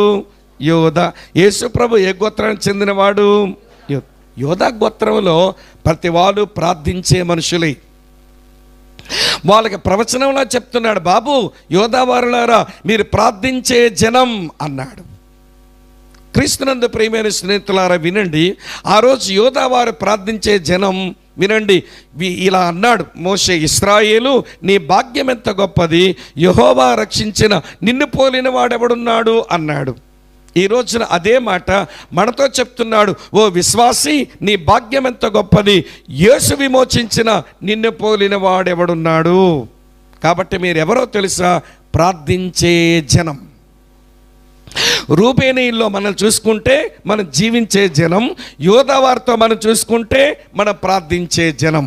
మరి మీ ప్రాంతాల సంగతి నాకు తెలియదు, కానీ మా ప్రాంతాల్లో క్రైస్తవులు ఎవరైనా కార్యక్రమాలు చేసుకుంటే, క్రైస్తవులు ఏదైనా కార్యక్రమాలు చేసుకుంటే అన్యులు ఏమంటారో చెప్పనా మీకు? ఒరే వాళ్ళ ప్రార్థనలు రా, వాళ్ళ పెళ్ళి ప్రార్థన పెళ్ళి అంటారు. అమ్మా ఏమంటారు వాళ్ళు? ప్రార్థన పెళ్ళి, వాళ్ళ ప్రార్థనలు అంటారు. నాకు ఇప్పటికీ ఆ బాధ అనిపిస్తుంది. ప్రార్థించే జనమైన మనం మేము ప్రార్థనలు అనుకోవడం రావట్లేదు, కానీ మనం చూసిన బయట వాళ్ళు అంటున్నారు వీళ్ళు ప్రార్థనలండి, వాళ్ళు ఏది చేసుకున్నా ప్రార్థనతోనే చేస్తారు, వాళ్ళ పెళ్లి కూడా ప్రార్థన పెళ్ళి, వాళ్ళ గృహప్రతిష్ఠ ప్రార్థన గృహప్రతిష్ఠే అని అన్యులు చెప్పుకుంటున్నారు. ఇప్పుడు నేను ఒక విషయం జ్ఞాపకం చేస్తాను, వినండి. మనం ప్రార్థించే జనమైతే వినండి, వ్యక్తులు కానీ, కుటుంబంగా కానీ, సంఘముగా కానీ, సమాజంగా కానీ మనకి బయట నుంచి సమస్యలు వస్తాయి, లోపల కూడా సమస్యలు వస్తాయి. అలాంటి సమయాల్లో ప్రార్థించే జనముగా ప్రార్థనకు అప్పగించుకోవడం మనకు వచ్చిన అసలు మన ప్రార్థన వినే దేవుడు ఆయన ఎట్లా వింటాడో తెలిస్తే ప్రార్థించే జనం ప్రార్థనకు అప్పగించుకోవడం మనకు వస్తుంది. ఒక మంచి వచనం చూపిస్తాను, అండర్లైన్ చేయండి బైబిల్లో. ఇది మంచి ప్రామిస్ కూడాను. యెషయా గ్రంథం 60, యెషయా గ్రంథం తెరవండి ఒకసారి. యెషయా గ్రంథం 65వ అధ్యాయం 24వ వచనం. యెషయా 65:24 ఏమి రాస్తుంది? వారికి ఎలాగున జరుగును, వారు వేడుకొనక మునుపు నేను ఉత్తరం ఇచ్చేదను, వారు మనవి చేయుచుండగా నేను ఆలకించేదను. ప్రార్థించే జనమైన మనం ప్రార్థన చేస్తే మన ప్రార్థన ఆలకించేవాడు ఎట్లాంటి వాడనంటే, అమ్మ వింటున్నారా మీరు? వేడుకొనక మునిపే ఉత్తరం ఇచ్చేవాడట. వేడుకొనక మునిపే ఉత్తరం ఇచ్చేవాడట. అది ఎట్లా అండి? ఈరోజు మనకు ఒక 400 రూపాయలు అవసరమైంది. ప్రభువా నేను 400 రూపాయలు అవసరంలో ఉన్నాను, సహాయం చేయండి అని ప్రార్థన చేస్తున్నాం. సడన్గా మన ఇంటి ముందుకు వచ్చి post man, sir money order వచ్చింది అన్నాడు అనుకోండి. సరే సంతకం పెట్టాం, తీసుకున్నాం, 400 రూపాయలే. ఎప్పుడు అడిగావు 400 రూపాయలు కావాలని? మాట్లాడండి. ఈరోజు ఉదయం అవసరం పడి ఇప్పుడు ప్రార్థన చేశావు. నీకు మనీ ఆర్డర్ ఎప్పుడు పంపితే వస్తుంది? ఇప్పుడు పంపితే వస్తుందా అమ్మా? ఎప్పుడు పంపితే వస్తుంది? ఒక 3 రోజుల ముందైనా వాళ్ళు అక్కడ మనీ ఆర్డర్ కట్టి ఉండాలి. అక్కడ మనీ ఆర్డర్ 3 రోజుల కిందట కడితే ఈరోజు నీకు కావలసిన 400 రూపాయలు వచ్చింది. నువ్వు వేడుకొనక మునుపు ఉత్తరం ఇవ్వడం అంటే ఇలాగే ఉంటుంది, మనీ ఆర్డర్ రావడం అలా ఉంటుంది. అర్థమవుతుందా? ఇంకా మీకు అర్థమయ్యేలా చెప్తాను. నేను మినిస్ట్రీకి వచ్చిన మొదట్లో ఫ్యామిలీస్ మీద దేవుడు భారం ఉంచితే సేవకు వచ్చిన మొట్టమొదటి కూడిక కుటుంబాల కొరకు పెట్టాను. ఇక్కడ జనగామ నుంచి, వరంగల్ నుంచి, హైదరాబాద్ నుంచి నేను ఈ ప్రాంతాలు ఉద్యోగాలు చేశాను కనుక ఇక్కడ తెలిసిన ఫ్యామిలీస్ను ఇన్వైట్ చేశాను. నేను చాలామంది వచ్చేస్తున్నారు. జనవరి నెల భయంకరమైన చలి మా ప్రాంతం ఉన్నప్పుడు కొంచెం ఒరిస్సా బార్డర్లో ఏజెన్సీ ప్రాంతంలో రిట్రీట్ పెట్టాం ఫ్యామిలీస్ కొరకు. మరి ఇంతమంది వస్తున్నప్పుడు వాష్రూమ్స్ ఉండాలి, నిద్రపోయేదానికి గదులు ఉండాలి. కాబట్టి అక్కడ కొత్తగా కట్టిన ఒక హాస్టల్ ఉంటే వార్డెన్ గారి దగ్గరికి వెళ్ళి, సార్ మేము ఇట్లా మీటింగ్ పెట్టుకోవాలనుకుంటున్నాం, మా పెర్మిషన్ ఇస్తారా, పొంగల్ హాలిడేస్ కదంటే, దానికేముంది స్వామి గారు పెట్టుకోండి అన్నాడు. మేమేమో బ్రోచర్స్ ప్రింట్ చేశాము, ఇన్విటేషన్స్ పంపించాము. ఇవ్వండి, నా లెక్క ప్రకారం 112 కుటుంబాలు వస్తున్నాయి. 112 కుటుంబాలంటే భార్యాభర్తలు కలిపితే వీళ్ళే 224 అవుతున్నారు. మళ్ళీ వాళ్ళ పిల్లల కొరకు ఒక మీటింగ్ జరగాలి ఒక దగ్గర, వీళ్ళందరికీ రూములు ఇవ్వాలి, వీళ్ళందరికీ వాష్రూమ్స్ ఏర్పాటు చేయాలి, టాయిలెట్ ఏర్పాటు చేయాలి. హాస్టల్ అయితే గొడవ లేదని మొత్తం హాస్టల్లో పెట్టాం కదా, నిబ్బరంగా ఉండి 12వ తారీఖు సాయంత్రం నుంచి మీటింగ్ స్టార్ట్ అవుతుంది. 11వ తారీఖు ఉదయాన్నే నేను పంపించాను, బాబు వెళ్ళి మీరు తాళా తీసుకోండి వార్డెన్ గారి దగ్గర, పిల్లల సెలవులకు వెళ్ళిపోయారుగా, అన్నీ శుభ్రం చేద్దాం, రేపు ఈవినింగ్ నుంచి డెలిగేట్స్ వచ్చేస్తారని పంపిస్తే వార్డెన్ అంటాడు, ఇవ్వడానికి అవ్వదండి అన్నాడు. ఎందుకనంటే నాకప్పుడే కొన్ని బెదిరింపులు వచ్చాయి, క్రైస్తవుల మీటింగ్కి ఎట్లా ఇస్తారు మీరు హాస్టల్ అని బెదిరింపులు వచ్చి ఇవ్వలేనన్నాడు. వీళ్ళొచ్చి మళ్ళీ నాతో చెప్తే నేను వెళ్ళి, మేషారు ఇదేంటి మీరు ఇవ్వనంటే ఎట్లా అండి, మేమందరూ చెప్పేసుకున్నాం వచ్చేస్తున్నారు, అసలు ఇక్కడేమి హోటల్స్ లేవు, కళ్యాణ మండపాలు లేవు, ఫంక్షన్ హాల్స్ లేవు, మరి ఎక్కడ పెట్టుకుంటాం మేషారు, ఇప్పుడు నో అంటే ఎట్లా అండి, బయలుదేరిపోయారు అప్పుడే ట్రైన్లో చాలామంది. ఏమోనండి, ఏం చేసుకుంటారో చేసుకోండి, ఇవ్వడానికి అవ్వదన్నాడు. సరే భూస్రోమంటూ నేను ఆ ఊరు నుంచి శ్రీకాకుళం కలెక్టర్ ఆఫీస్ రావడానికి ఒక 40 కిలోమీటర్ల ప్రయాణం చేసి వచ్చి అనిల్ చంద్ర పునేట అని కలెక్టర్ గారు ఉండేవాళ్ళు, ఆయనకు ఒక దరఖాస్తు రాసి ఇచ్చాను. సార్ ఇదండి అనంటే, ఇంత చిన్నదానికి నా వరకు వచ్చారేంటండి, ఆ సోషల్ వెల్ఫేర్ డైరెక్టర్ అమ్మ రత్నమ్మ గారు ఉంటారు, వెళ్ళండి అన్నాడు. సార్ ఏదైనా రాయండి వెళ్తానంటే, రాయనక్కర్లేదు మీరు వెళ్ళండి అన్నాడు ఆయన. నేను రత్నమ్మ మేడం దగ్గరికి వెళ్ళగానే భలే సంతోషం అనిపించింది. ఎందుకంటే ఆ అక్క మనక్కే అంటే అర్థమై ఉంటుంది మీకు, క్రిస్టియన్ అన్నమాట. ఇక పని అయిపోయింది అనుకున్నాను. నేను మేడం దగ్గరికి వెళ్ళి ఉత్తరం చూపించి, లెటర్ చూపించి, కలెక్టర్ గారు కూడా చెప్పారమ్మా మీ దగ్గరికి వెళ్ళమన్నారు, అందుకు వచ్చానంటే, అమ్మో నేను పెర్మిషన్ ఇవ్వాలా, అసలే అక్కడ గొట్టా బ్యారేజ్లో ఆర్ఎస్ఎస్ వాళ్ళతో గొడవలు ఉన్నాయి, మళ్ళీ మీకు ఇచ్చానంటే నా ఉద్యోగానికి ఇబ్బంది, నేను క్రిస్టియన్ కాబట్టి ఇచ్చానంటారు, నేను ఇవ్వలేనండి అందావిడ. పని అయిపోయింది అనుకుంటే అసలు అవ్వలేదు. ఇక ఏం చేయాలి ఇప్పుడు, ఆమె కంట్రోల్లో ఉంటుంది కనుక ఆమె దగ్గరికి వెళ్తే నో అనింది. కలెక్టర్ గారు ఏమో అవ్వదని చెప్పినారు. ఏమంటే ఆయన ఎక్కడికో వెళ్ళిపోయినాడు ఫీల్డ్లోనికి. ఇక చేసేదో ఊసురోమని వచ్చానండి సాయంత్రానికి. మన వాళ్ళంతా ఎదురు చూస్తున్నారు, ఏమైంది అని వెన్యూ దొరకలేదు ఇప్పుడు మీటింగ్ పెట్టుకోవడానికి. తమిళ్ వింటున్నారా ఈ మాట? ఏమైందనంటే ఏమి అవ్వలేదు అంటే, మరి ఏం చేద్దామన్నా, వచ్చేస్తారు రేపు ఉదయానికే జనం అంటే, సరే ప్రార్థన చేద్దామని అందరము ప్రార్థన చేస్తున్నాం. ఒక్కొక్కరం పక్కనే కూర్చొని ప్రార్థన చేస్తున్నాం. అందరూ ప్రార్థన అయింది. ప్రార్థించే వంతు నాకు రాగానే నేను ప్రార్థన చేయబోతుంటే ఒక పాట మనసులో జ్ఞాపకం వస్తుంది. స్వచ్ఛంద సియోనువాసి సర్వాధికారైన పాట మనసులో జ్ఞాపకం వచ్చేస్తుంది. అందులో చరణం ఉంటుంది, ఎత్తడి తలుపులను పగలగొట్టదను, ఇనప గడియలను విరగొట్టదనని. ఆ మాట ఎత్తి ప్రార్థన చేస్తున్న, ప్రభువా హాస్టల్ తలుపులు పగలగొట్టైనా ఇవ్వు, విరగొట్టైనా ఇవ్వు. నాతో కూర్చున్న వాళ్ళు అన్న దిమాగ్ ఖరాబ్ అయి ఉంటుంది అనుకుంటున్నారు. హాస్టల్ తలుపులు పగలగొట్టేమంటాడేంటండి, విరగొట్టేమంటాడేంటి, అన్నకేమైనా మతి భ్రమించిందా అనుకున్నారట. కానీ నాకేదో అనిపిస్తుంది, దేవుడు ఆ బైబిల్లోని వచనాన్ని జ్ఞాపకం చేసి ఆ పాటను జ్ఞాపకం చేశాడు, ఏదో జరుగుద్దని. బాబా ఎవరి పనులకు వారు వెళ్ళిపోండి, దేవుడు ఏదో చేయబోతున్నాడు, మీటింగ్ జరుగుద్ది అన్నాను. ఎవరి పని మీద వెళ్ళారు కానీ అందరికి అనుమానమే. వాళ్ళకి అనుమానం ఏంటి, నాకు లోపల అనుమానం దొలిచేస్తుంది. కానీ దేవుడేదో చేస్తాడని ఆ వాక్యం జ్ఞాపకం వచ్చింది కదా, ఆ పాట జ్ఞాపకం వచ్చింది. దేవుడేదో చేయబోతున్నాడనే విశ్వాసం ఎక్కడో ఆ చిన్నది చిగురిస్తూ ఉంది. నేను ప్రభుని స్తుతిస్తున్న, ప్రభా నువ్వేదో చేయబోతున్నావని. ఈలోగా చిన్నయ్య అని ఒక ఆయన కాంగ్రెస్ లీడర్, పెద్ద ఆయన లాల్చీలో 2 జోబులు పెట్టుకొని ఇట్లా ఎదురొస్తున్నాడు. ఏమండి స్వామి గారు, ఏమైంది, మీరు మీటింగ్ పెట్టుకున్నారు కదా, ఏమైనాయి అన్నాడు. పనులంటే అన్నాను, సార్ అన్నీ అయిపోయినాయి కానీ వెన్యూ దొరకలేదండి, వార్డెన్ గారు తాళాలు వేసుకొని వెళ్ళిపోయాడండి అంటే చిన్న నవ్వు నవ్వి, వార్డెన ఆడిచ్చేది ఏంటండి, తలుపుల పగలగొట్టి నేను ఇస్తానండి అన్నాడు. మేము ఏం ప్రార్థన చేసాం, ఆ మాటలు వస్తున్నాయి ఎదురుగా. తలుపులు పగలగొట్టి నేను ఇస్తానండి అన్నాడు. అదేం చిన్నయ్య గారు, గవర్నమెంట్ హాస్టల్ కదండి, పగలగొట్టి ఎట్లా ఇస్తారండి మీరు అంటే ఆయన నవ్వుతుంటున్నారు. ఏమండి స్వామి గారు పిచ్చి మాటలు, నేనే కదా ఈ హాస్టల్ కట్టిన కాంట్రాక్టర్ని, గవర్నమెంట్ ఏమీ నాకు లావాదేవీలు తేల్చలేదు. ఈ జనవరి మాసం పిల్లలు ఎవడి చలితో బాధపడతారు, డిసెంబర్లోని హాస్టల్లోకి వచ్చి ఉండండి అన్నాను. కానీ ఇంకా నా కంట్రోల్లో ఉందండి హాస్టలు. మనకేమో లోపలేదో సంతోషం వచ్చేస్తూ ఉంది. అలాగా చిన్నయ్య గారు అన్నాను. నేను మధ్యాహ్నం 12 గంటలకి నేను కొత్తూరు బ్యాంకులో ఉన్నానండి, వార్డెన్ కనబడ్డాడు. ఏమండి మేషారు, వాళ్ళు ఏదో మీటింగ్ పెట్టుకుంటారట, తాళాలు ఇచ్చారని అడిగాను, ఇవ్వడానికి అవ్వదన్నాడు. ఎందుకు అవ్వదండి, నా హాస్టల్ ఇంకా నేను బోల్డని పనులు ముగించాలి, ముందు తాళాలు ఇవ్వండి అని నేను 12 గంటలకే తాళాలు తీసుకున్నాను, ఇదిగోండి తాళాలని ఇచ్చాడు. మేము ప్రార్థన చేసింది ఎప్పుడు, సాయంత్రం 6 గంటలకి. మా తాళాలు ఎప్పుడు రెడీ అయినాయి, మధ్యాహ్నం 12 గంటలకి. మేము వేడుకోవడం ముందు అయ్యిందా, ఆయన జవాబు ఇవ్వడం ముందు అయ్యిందా చెప్పండి నాకు. అది వారు వేడుకొనక మునుపు ఉత్తరం ఇచ్చేదను అనే మాట. మన మనవులు ఆలకించు దేవుడు, మన వేడుకొనక మునుపు ఉత్తరం ఇచ్చేవాడు, మన మనవి చేయుచుండగా ఆలకించువాడు.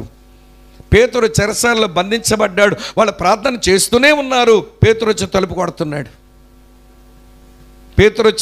తలుపు కొడుతున్నాడు.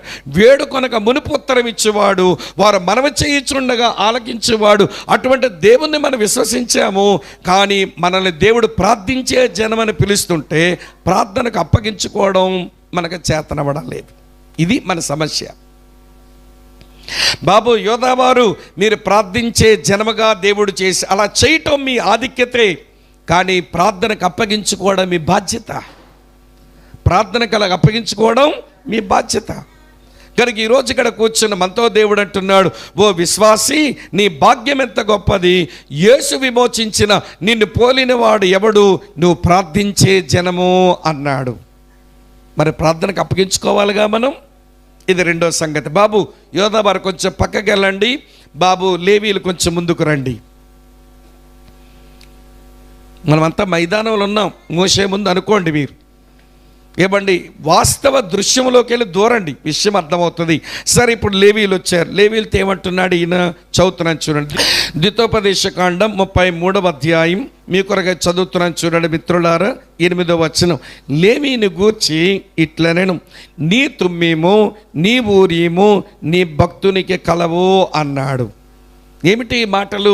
ఊరీము తుమ్మీము ఏంటి అని అంటే, దేవుని యొక్క మనసు, దేవుని యొక్క చిత్తం, దేవుని యొక్క ప్రణాళికలు, దేవుని యొక్క తీర్పులు దేవుని ప్రజలకు తెలియచెప్పడానికి దేవుని సన్నిధిలో లేవీయులు ఊరీము తుమ్మీము వేసి దేవుని చిత్తాన్ని వారు తెలుసుకుంటారు. అది తెలిసినటువంటి ప్రజలను ఏమంటామంటే వెలిగించబడిన ప్రజలు అని అంటారు. బాబు లేవీయులారా, దేవుడు మీకు ఊరీము తుమ్మీము ఇచ్చి దీవించాడు. ఇది మీ ఆధిక్యత. మీరెవరో తెలుసా? మీరు వెలిగించబడిన ప్రజలు. మీకు దేవుని చిత్తాలు తెలుస్తాయి, దేవుని కార్యాలు తెలుస్తాయి, దేవుని ప్రణాళికలు తెలుస్తాయి, దేవుని యొక్క మనసు మీకు తెలుస్తుంది. కనుక మీరెవరో తెలుసా? కనువిప్పు నొందిన ప్రజలు మీరు. You are enlighten people. మీరు వెలిగించబడిన ప్రజలు మీరు. క్రీస్తునందు ప్రియమైన సోదరి స్నేహితులారా, ఆ రోజున లేవీయులు కనువిప్పు నొందిన ప్రజలు. మరి మనమెవరు చూపిస్తాను రండి. ఎఫెసీయులకు రాసిన పత్రిక 1వ అధ్యాయం 17వ వచనం. ఎఫెసీయులకు రాసిన పత్రిక 1వ అధ్యాయం 17వ వచనం ఇలా ఉంది, మరియు మీ మనోనేత్రములు వెలిగించబడినందున అన్నాడు. మీరు ఎన్లైటన్ పీపుల్, మీరు వెలిగించబడిన వారు. మీరు మనం వెలిగించబడ్డాము కాబట్టి మరి వివేచించాలి కదా, మరి అంతే కదా తమ్ముడు. మనం వెలిగించబడిన ప్రజలం గనక మన మనోనేత్రాలు వెలిగించబడ్డాయి కాబట్టి మనము వివేచించాలిగా. మరి ఏది పడితే అదే నిజమనుకుంటే ఎట్లా? ఏది పడితే అదే సత్యం అనుకుంటే ఎట్లా? ఏది పడితే అదే మేలు అనుకుంటే ఎట్లా? వివేచించాలి. దేవుడు ఆయన మనల్ని కనువిప్పును కలిగించి మన మనోనేత్రాన్ని వెలిగించిన కారణం చేత మనం వివేచించాలి. ఈ రోజున ఆ డిజర్నింగ్, ఆ వివేచన కోల్పోయిన కారణం చేతనే ఈ రోజున క్రైస్తవ సంఘం అతాకుతలమైపోతుంది. ఏది సరైన బోధో ఏది దుర్బోధో తెలియనంతగా ప్రబలిపోయినాయి భిన్నమైన బోధలు. ఎవరు సరైన బోధకుడో ఎవరు సరైన బోధకుడు కాదో ఎరగక మనం మభ్యపడిపోతున్నాం. చివరికి మనల్ని ఎట్లా అంటున్నారో చెప్పనా? ఇవన్నీ వద్దండి, మేము వివేచించలేమండి, అట్లా ఆలోచించలేమండి, కానీ ఏదైనా వాక్యమేనండి మాకు. ఏంటమ్మా? పర్లే చెప్పండి. ఏదైనా వాక్యమే, ఎవడైనా మాకు సేవకుడే. ఇలాగా ఒక రాజీ పడే మాటల్లోని క్రైస్తవ సంఘం వెళ్ళిపోయింది ఈ రోజున. ఏదైనా వాక్యమే కదా నీకు, అయితే ఇలా చెప్తాను, మీరు ఏవైనా పాలే కదా, జిల్లేడు పాలు తాగరాదు? జిల్లేడు పాలు తెల్లగా ఉండవా? తాగొచ్చుగా. మరి అక్కడే వివేచిస్తావు. ఎవడైనా బోధకుడేనండి అంటావు. ఒరే బాబు, అతని జీవితం బాగులేదు, అతని దగ్గర వచ్చే బోధ కలుషితం అవుతుంది, జాగ్రత్త అంటే ఆ జీవితం ఎట్లుంటే మాకెందుకండి? మేము ఏదైనా బోధే, ఎవడైనా మాకు సేవకుడే. అరే, కుష్ఠరోగుడి చేతిలో యాపిల్ పండు ఉంది, తీసుకొని తినరాదా? కుష్టు చేతులతో ఉన్నవాడి చేతిలో యాపిల్ పండు ఉంది, తీసుకొని తినరాదా? ఎట్లా తింటామండి?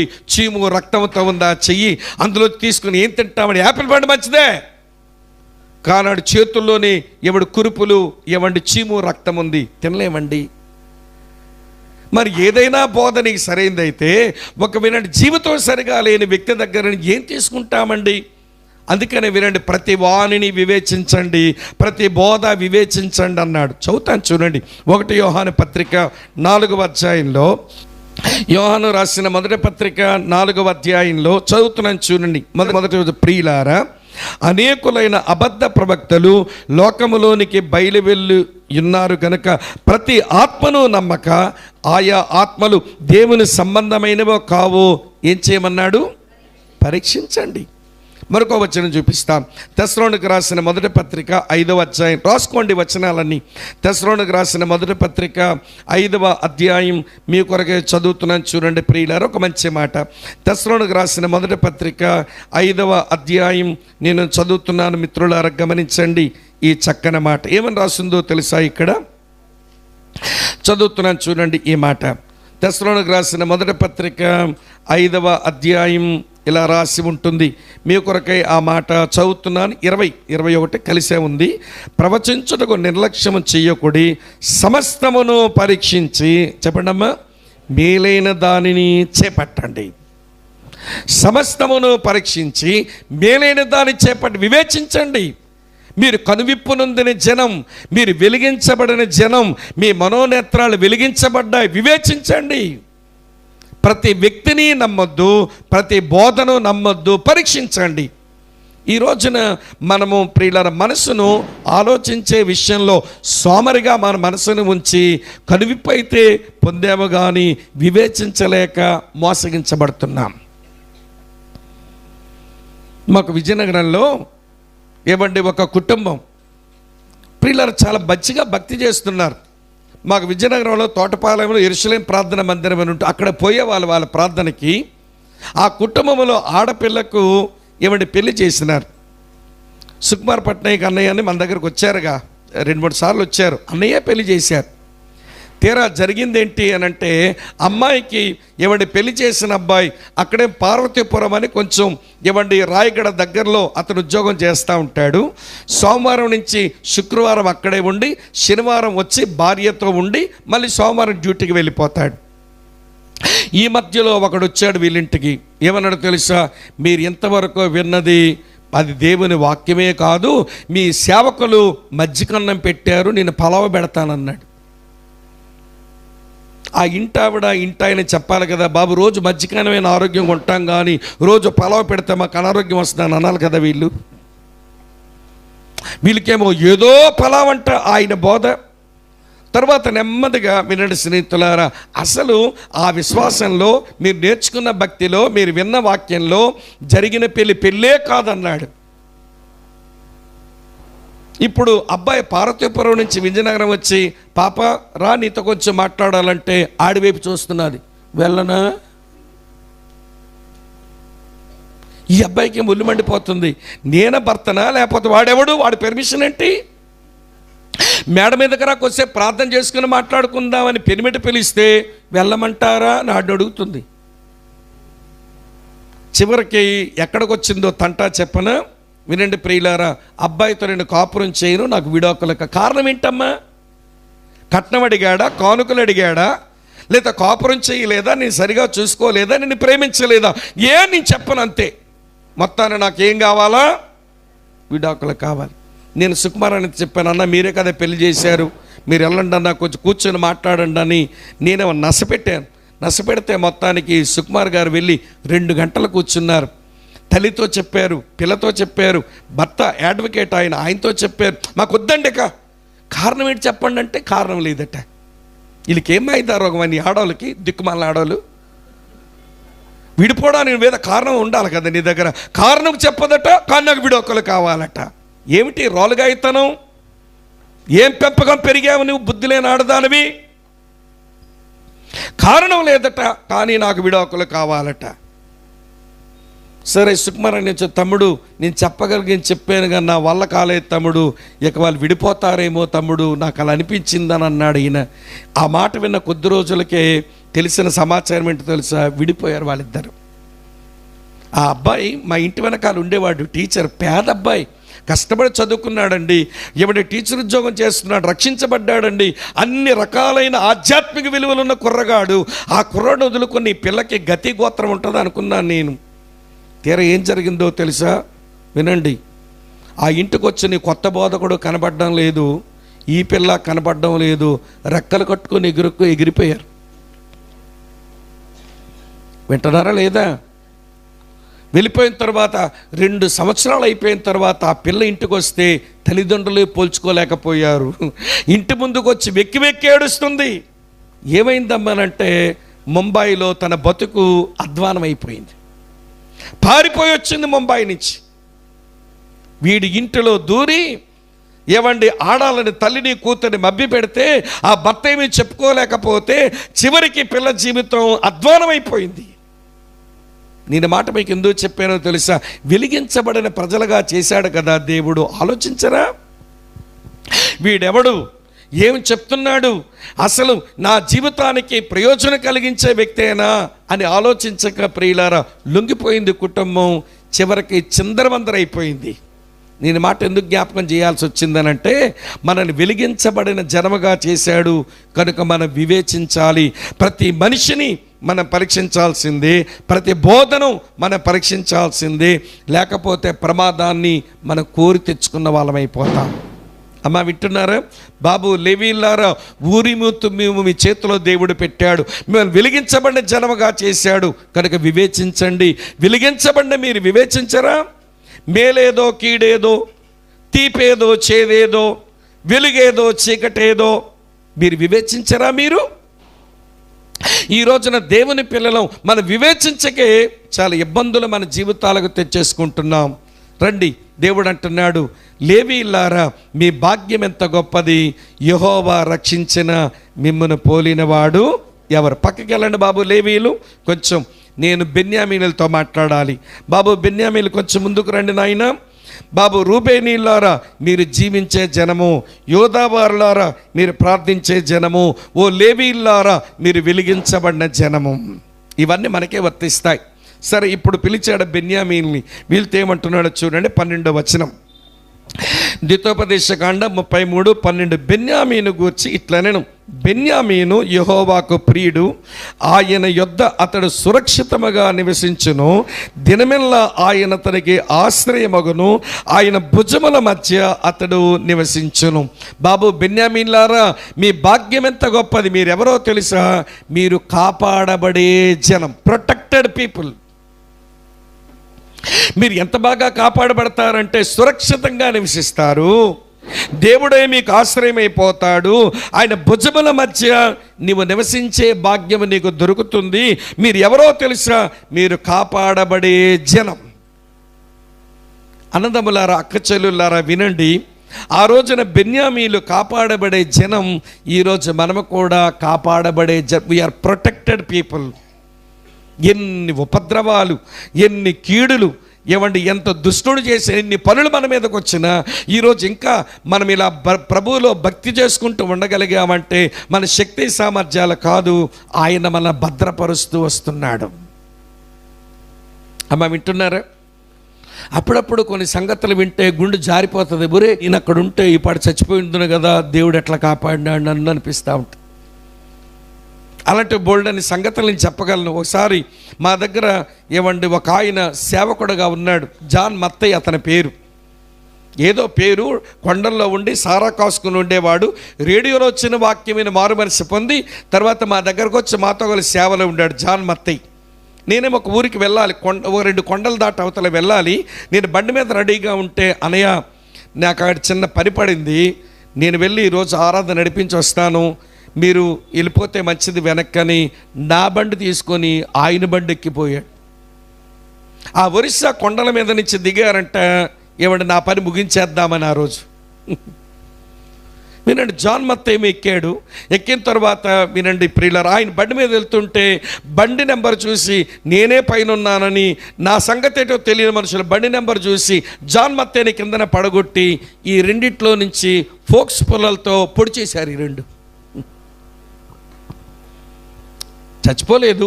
ఆ పొలాల్లో పనిచేసే వాళ్ళు పరుగున వచ్చారు. నేను అనుకున్నారట ఈ జాన్ మత్తయ్య ఇక్కడి నుంచి రక్తం కారిపోతుంటే పారిపోయారు వాళ్ళు.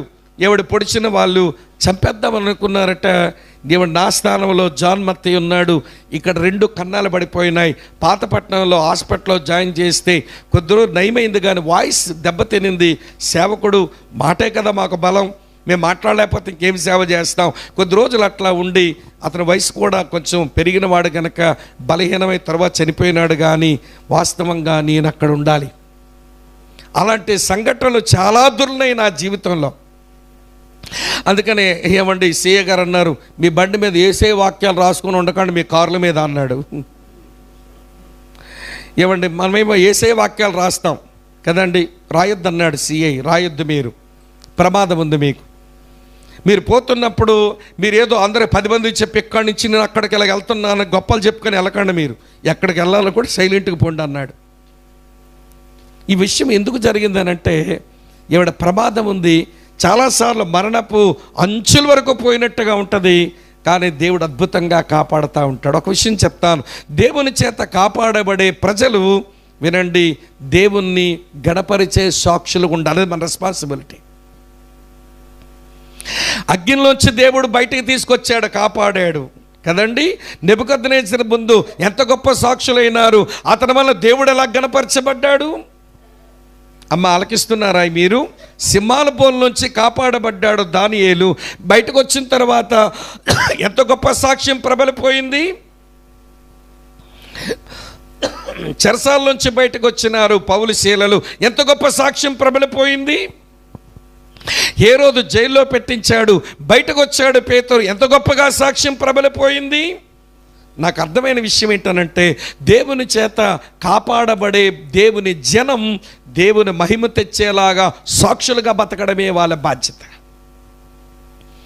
ఇంకా బతకపోతే నువ్వెందుకు సాక్షిగా? అక్కడే చచ్చుండేదానివి, అక్కడే చచ్చుండేవాడివి. దేవుడు అద్భుతంగా నిన్ను ప్రొటెక్ట్ చేశాడు. ఎందుకో తెలుసా? ఆయన గురించి సాక్ష్యం ఇవ్వడానికి. పోనీ అంతెందుకండి, కరోనా వచ్చింది, ఇక్కడ చావలసిన వాళ్ళు ఎంతమంది లేము. కరోనా కరిచిన తర్వాత కూడా బతికిన కరోనా వీరులు ఎంతమంది ఉన్నారు? చేయొద్దండి. ఊరి బాబు, ఎంతమందిని కరిచిందా కరోనా? అంటే కరోనా వీరులు చాలామంది ఉన్నారు. చచ్చిన వాళ్ళతో మనం చచ్చిపోయి ఉండేవాళ్ళం కదా మనం. కానీ దేవుడు ఎందుకు కాపాడినట్టు? మా శ్రీకాకుళంలో పెద్ద ఆయన ఉంటాడు, ఆయన పవర్ ప్లాంట్ ఉందండి ఓన్గా. 2000 మంది ఎంప్లాయీస్ ఉంటారు. శ్రీకాకుళం ఎంట్రన్స్లో ఏమండి ఒక పవర్ ప్లాంట్ ఉంది ఆయనకి. 2000 మంది జీతాలు ఇస్తాడు. ఒక స్టార్ హోటల్ ఉంది, పెద్ద పెద్ద బంగారపు దుకాణాలు ఉన్నాయి. కరోనా వచ్చింది, కరోనా వస్తే అపోలోలో జాయిన్ చేశారు, బాగుపడడం లేదట. ఒక జర్నలిస్ట్ చెప్తున్నాడు, అన్న ఏమైందో తెలుసా మీకు, వరం గారిని బేగంపేట నుంచి హెలికాప్టర్ తెప్పించి ఈ వైజాగ్ అపోలో నుంచి హైదరాబాద్ తీసుకుని వెళ్ళి వైద్యం చేద్దాం అనుకున్నారు. కొడుకులు డబ్బంత ఉందండి వాళ్ళకి, హెలికాప్టర్ బుక్ చేశారు.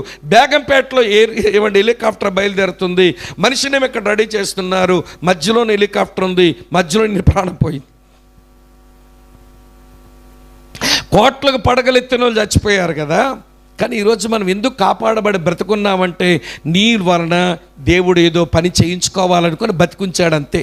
లేకపోతే కరోనాతో చచ్చిన వాళ్ళతో నువ్వు ఎప్పుడో చావాల్సిన వాడివి, నేను కూడా ఎప్పుడో చావాల్సిన వాడిని. కానీ దేవుడు కాపాడబడే జన్మగా మనల్ని ఉంచాడు, ప్రొటెక్ట్ చేశాడు.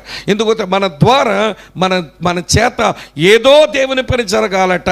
ఆ పని చేయకుండా మళ్ళీ నిర్లిప్తంగా నిర్లక్ష్యంగా బతికితే నువ్వు బతకడమే అనవసరం. అసలు చచ్చినోళ్ళతో చచ్చి ఉండాల్సింది.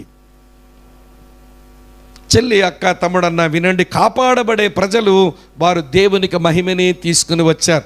బైబిల్ చరిత్రలో, బైబిల్ బయట సంఘ చరిత్రలో నేడు కూడా దేవుని చేత కాపాడబడుతున్న వారు దేవునికి మహిమని తీసుకుని వచ్చారు. మన ద్వారా దేవునికి మహిమ రాకపోతే మన కాపాడబడిందే అనవసరం అనిపిస్తుంది నాకు.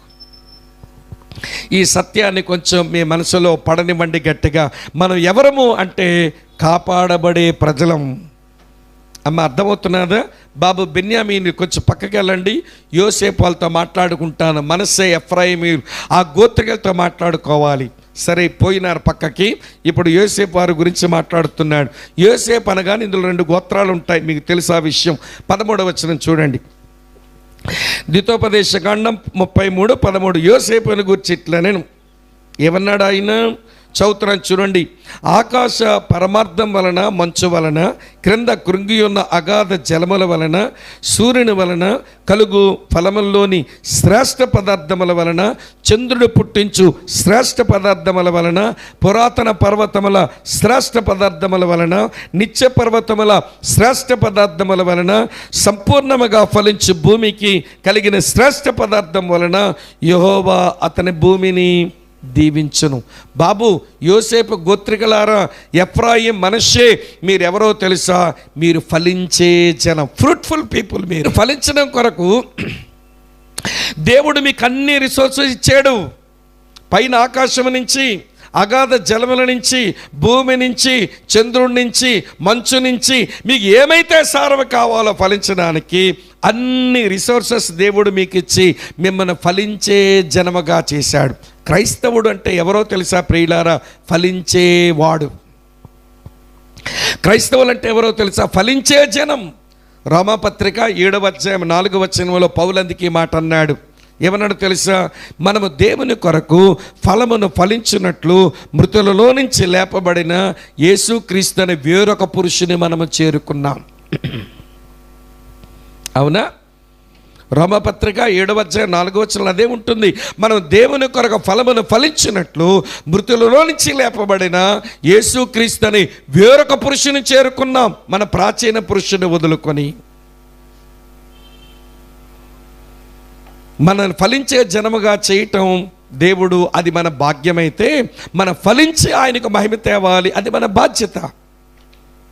కాపాడబడిన మనము సాక్ష్యం ఇవ్వాలి, ఫలించే మనము మహిమపరచ. అదే కదా యోహాను సువార్త 15:8 ఉన్నమాట, మీరు బహుగా ఫలించుట వలన నా తండ్రి ఏమగును? మహిమపరచబడి. కాపాడబడిన మనం సాక్ష్యం ఇద్దాము, ఫలించే మనము ఆయనకు మహిమను తీసుకుని వద్దాం. ప్రభునందు ప్రియమైన స్నేహితులారా, ఫలించిన వారు దేవుని మహిమపరిచారండి. లేఖనములో అబ్రాము, శారాలు గుడ్డు వాళ్ళే, కానీ వారు ఫలించి ఏం చేశారట? దేవుని మహిమపరిచారు అంటాడు పౌలు. రోమాపత్రిక 4వ అధ్యాయం 20 నుంచి 21 వచనాలు అదే ఉంటుంది. అవిశ్వాసం వలన దేవుని వాగ్దానముల గూర్చి వారు సందేహింపక విశ్వాసమును బట్టి దేవుని మహిమపరిచారంట వాళ్ళు.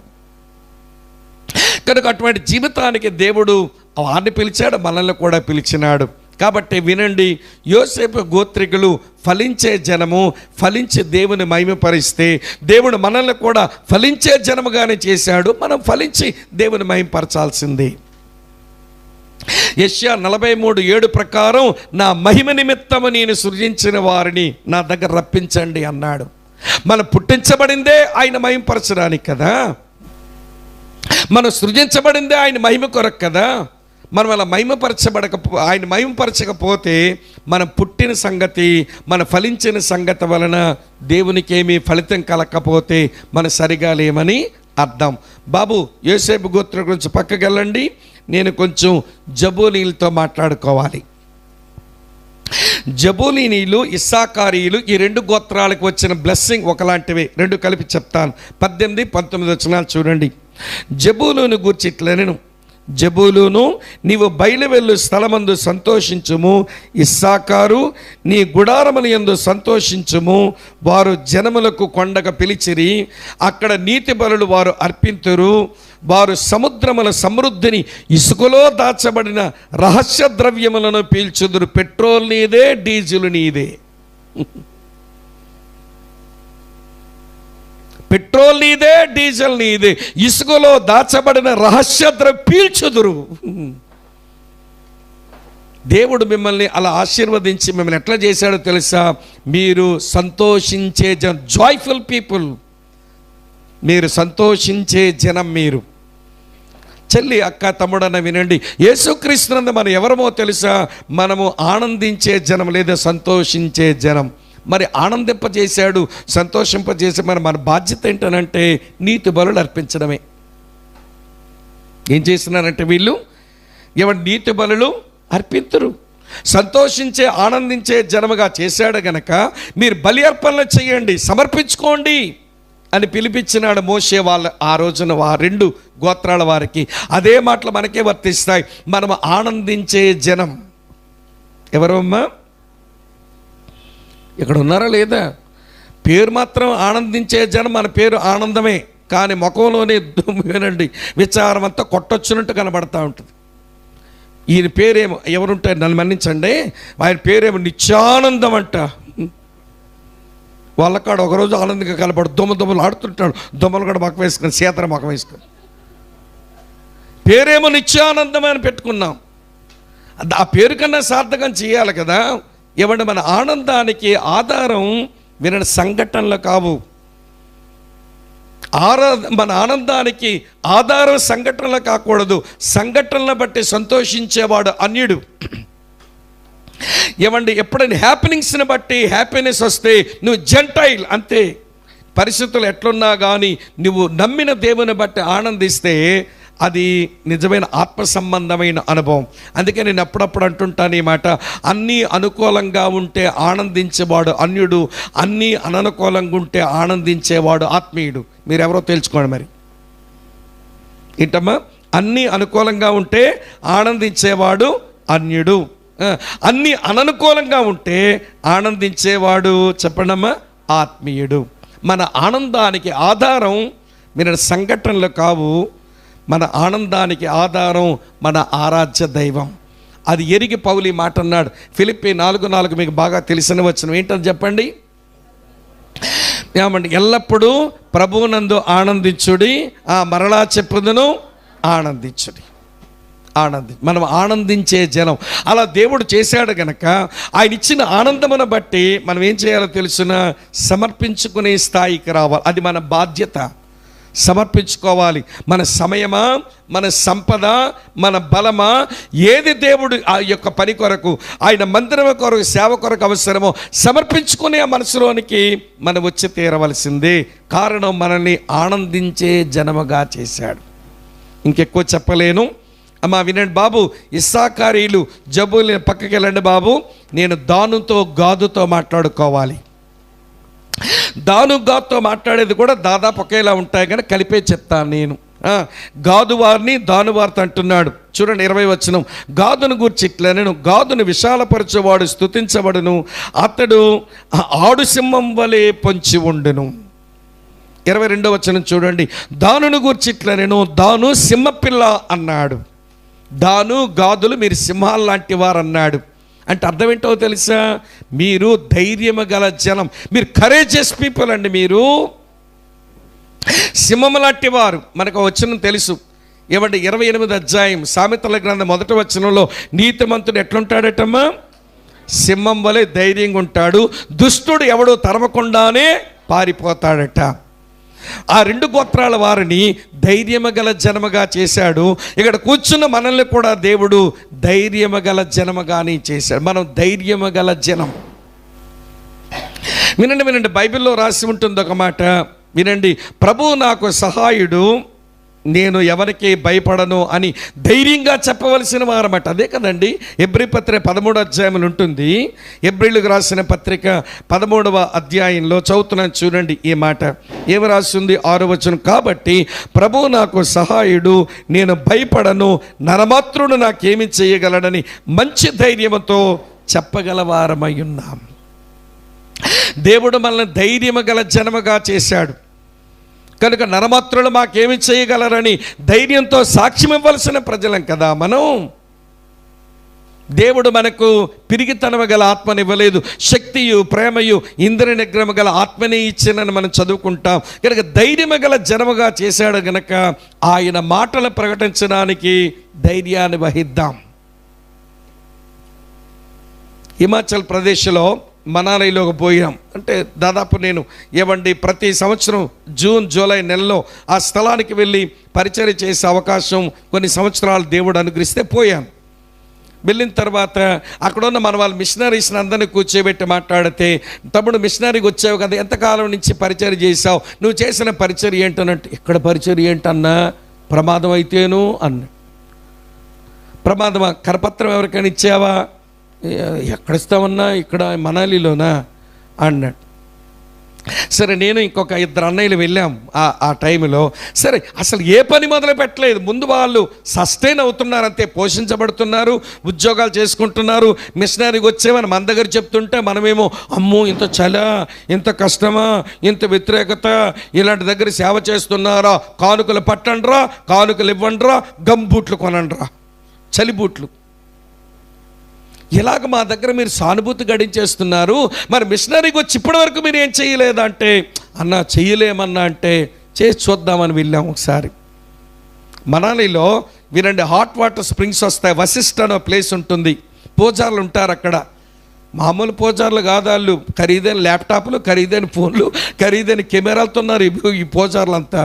ఓరి హైటెక్ పూజారులు ఇల్లు. ఈ సాధులంతా హైటెక్ సాధులు. వినండి, హిమాచలీ అమ్మాయిలు, హిమాచలీ ఆడపిల్లలు, అందమైన ఆడపిల్లలు వినండి, ఆ పూజారులకు సాధువులకు సేవలు చేస్తున్నారు. సరే, అక్కడికి వెళ్ళి కరపత్రాలు పంచుదాం, ట్రై చేద్దాం ఏమవుతుందని. ఎవడు కరపత్రం ఇచ్చి ఎవడు దేవుని గూర్చిన పత్రిక ఇదేనంటే వాళ్ళు చేత్తో తీసుకొని ఎట్లట్టు అద్దుకుంటున్నారు, చదువుకుంటాం తర్వాత అంటున్నారు.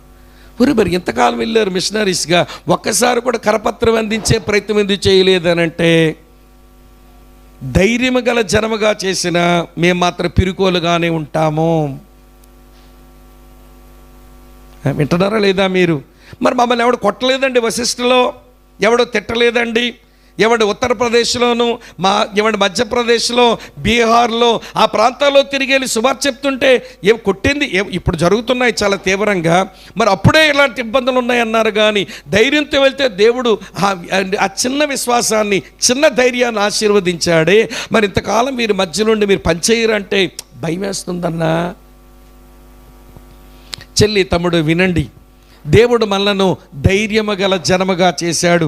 రండి, మన చేతనైనంత మట్టుకు మన ఇరుగు పొరుగు వారికి దేవుని మాటలు ప్రకటిద్దాం. ప్రకటించిన మన బాధ్యత.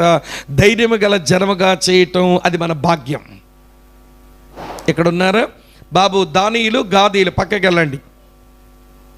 కొంచెం నేను నఫ్తాలి వాళ్ళతో మాట్లాడుకోవాలి. అమ్మా, వెళ్తున్నారు ఒక్కొక్క జనం. రూబేనీలు పోయారు, యోధా వారు పక్కకి వెళ్ళారు, బెన్యామీలు, లేవీలు పక్కకి వెళ్ళారు, యోసేపు గోత్రికుల పక్కకి వెళ్ళారు, తర్వాత జబూరు, నెఫ్తాలి, ఇస్సాకోరు పక్కకి వెళ్ళారు, దాను, గాదీలు కూడా పక్కకి వెళ్ళారు. ఇప్పుడు నఫ్తాలీని పిలిచి ఏమంటున్నాడో చదువుతున్నాను చూడండి. ముగింపుకి వచ్చేస్తున్నాం, అయిపోయిందంటే అక్కడికి ఎవరు లేరు కదా, నేను ఎవరు తెచ్చేది కొత్త వాళ్ళని ఉంటేనే కదా చెప్పేదానికి. సరే, నఫ్తాయిలతో పిలిచి ఇలాగ అంటున్నాడు ఆయన. చదువుతున్నాను చూడండి, ద్వితోపదేశకాండం 33వ అధ్యాయం. అమ్మ వింటున్నారు? ఒక్కొక్క గోత్రములకు దేవుడిచ్చిన మాటలు మనకును దేవుడిచ్చిన మాటలే అవి. 23వ వచనం. నఫ్తాలీని గూర్చి ఇట్లా, కటాక్షం చేత తృప్తి నొందిన నఫ్తాలి యెహోవా దీవెన చేత నింపబడిన నఫ్తాలి అన్నాడు. బాబు నఫ్తాలీలారా, మీరెవరో తెలుసా? తృప్తి గల జనం, సాటిస్ఫైడ్ పీపుల్. మీరు తృప్తి కలిగిన జనం. క్రైస్తవుడు అంటే ఎవరో తెలిసిన తృప్తి కలిగిన వ్యక్తి. ఫిలిప్పీ 4:11 పౌలు ఒక మాట అంటాడు, నేను ఏ స్థితిలో ఉన్నానో ఆ స్థితిలో సంతృప్తి కలిగి ఉండడం నేర్చుకున్నాను. హెబ్రీ 13:5 రాసి ఉంటుంది, మీరు ధనాపేక్ష లేని వారై కలిగిన వాటితో తృప్తి కలిగి ఉండండి అని అంటాడు. లూకాసు వార్త 3:14 బాప్తిసమిచ్చే యోహాను మాట్లాడుతూ అంటాడు కదా, మీరు ఎవరిని బాధ పెట్టకయు ఎవరి మీద అపనింద వేయకయు మీ జీతములతో మీరు తృప్తి కలిగి ఉండండి అని అంటాడు. క్రైస్తవునికి ఒక మంచి గుర్తు ఏంటనంటే తృప్తి కలిగిన వాడు. ఎవరిని బట్టి? దేవుని బట్టి. ఈరోజు తృప్తి ఎందుకు మిస్ అవుతున్నామంటే, అమ్మ వింటున్నారా, సంతృప్తి ఎందుకు మిస్ అవుతున్నామంటే మనం ఎవరితోనూ వాళ్ళకి అది ఉంది, మాకు ఇది లేదు. కంపారిజనే సమస్య అండి. నువ్వులాగే ఉండు, ఎవరితో పోల్చుకోవడం ఎందుకు? అమ్మ వింటున్నారా, ఎప్పుడైతే ఎవరితోనో పోల్చుకుంటామో అసంతృప్తి వచ్చేస్తుంది. అసంతృప్తి రావడం వల్ల ఏమవుతుందో తెలుసా? సనుగులు మొదలవుతాయి. సంతృప్తి లేని వారు సనుగుతూనే బతుకుతారు, సంతృప్తి కలిగిన వారు స్తుతిస్తూనే బతుకుతారు. అంతే. బిగుసుకుంటున్నారు. జోక్ చెప్తాను, వినండి. వింటున్నారా లేదా?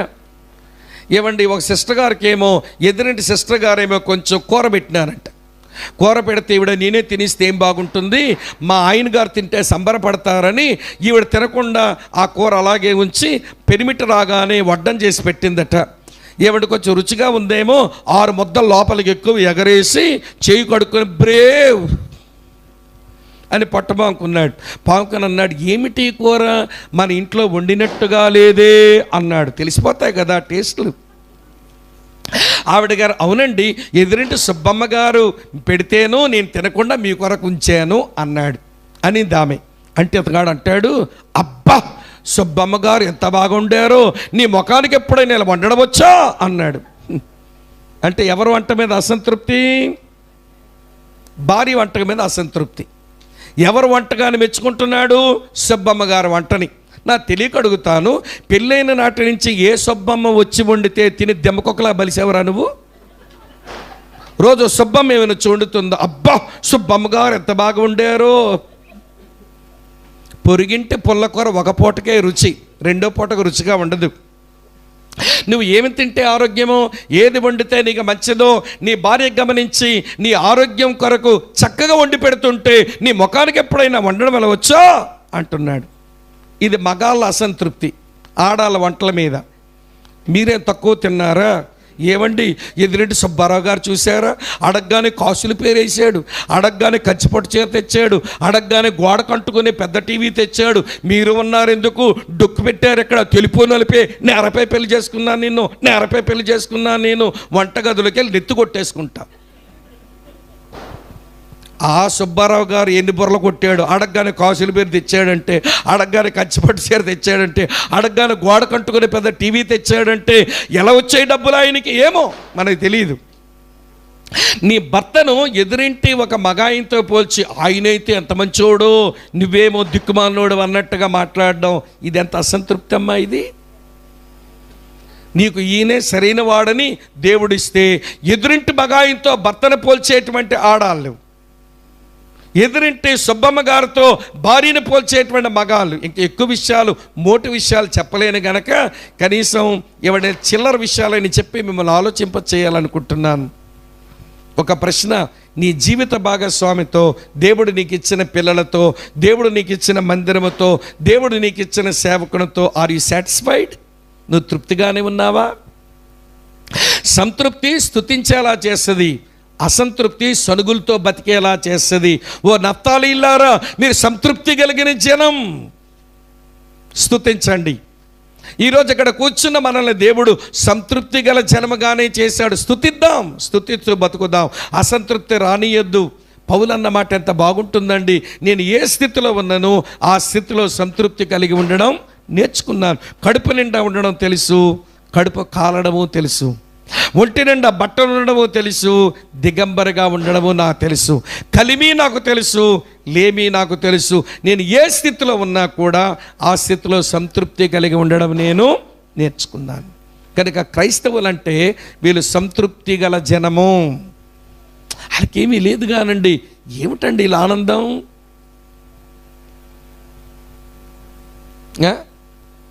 మీకు విడ్డూరం చెప్పనా?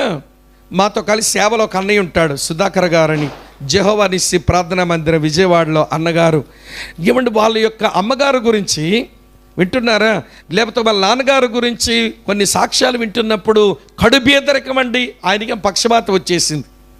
ఆయన మంచం పట్టేసిన తర్వాత ఏమండి ఆమెమో ఏవో చిన్న చిన్న పనులు చేసుకుని పిల్లాడిని చదివిస్తే, విడ్డూరం చెప్పనా, వాళ్ళున్న పూరిపాకలోనే చాలామంది మెడికల్ డాక్టర్స్కి వాళ్ళు వాక్యం చెప్పి పెంచారంట. వాళ్ళు